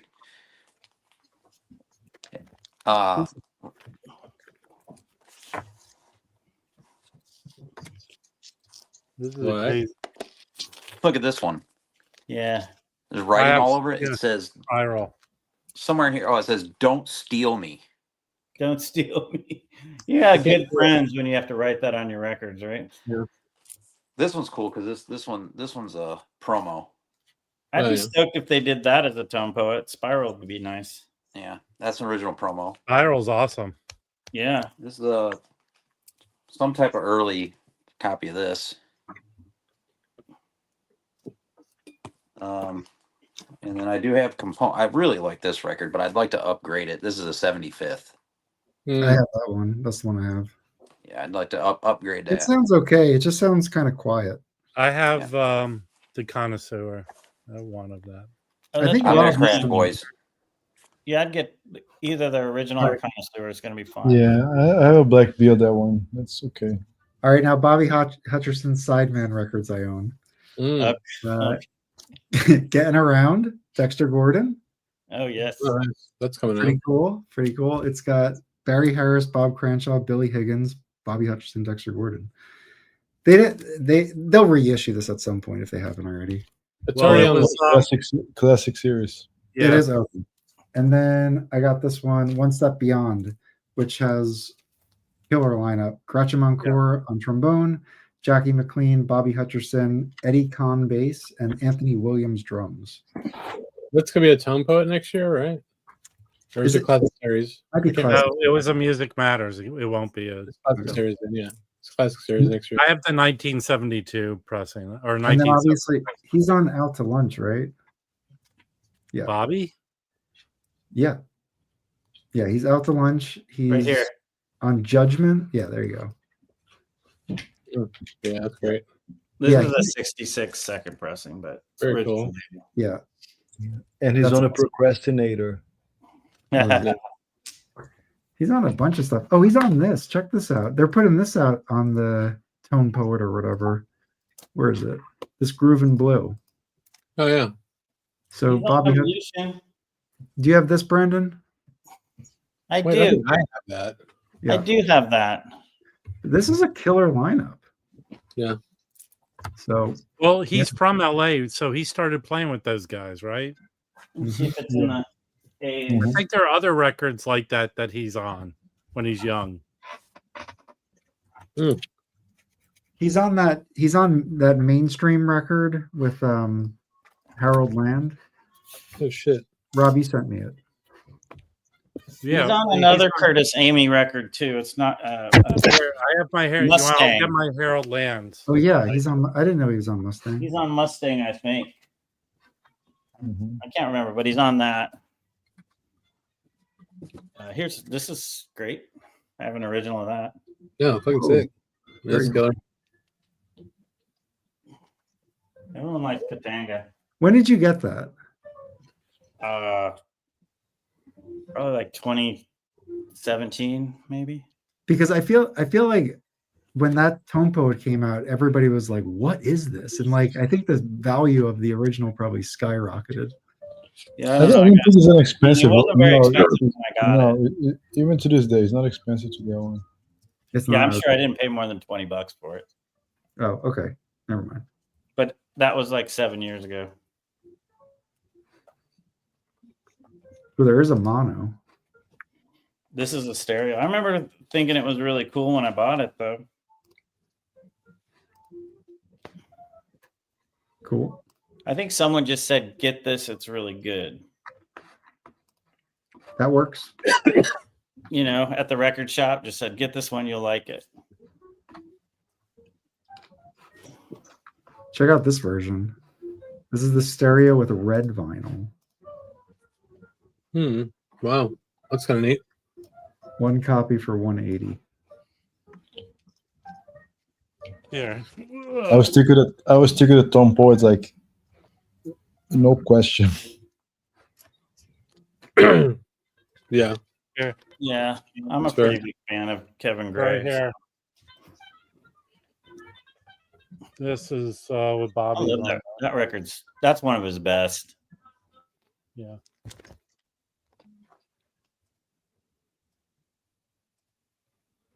And then this one. Yeah, that's the one. Yeah, I like both of those. And this is I gotta listen. I can't remember. You sent me that, Rob. I don't even know if I ever listened to it. no, I sent it for free. It was a junk. I have so much stuff coming in. It's just like But I that's got another. this one from Joe. And he's not on it. Well, why are you showing it? I'm kidding. Because it's with all the Harold Lamb records you've All right, bought. let's switch over to Harold Land now. I don't know. I'm gonna take off. Yeah, I Tiring. probably should go too. I have to take the trash Yeah. out. I think we're Here's cool. OG copy. I need a copy of that. There's Beanie number 3. Which one? Yeah. Felipe told me trilogy. anything. Felipe's rule of thumb is anything where he's on the cover with a beanie is must Yeah. get. Yeah. Yes, for sure. Yeah, it's like Mal Waldron smoking. Get it? Or Richard Davis and Elvin Jones.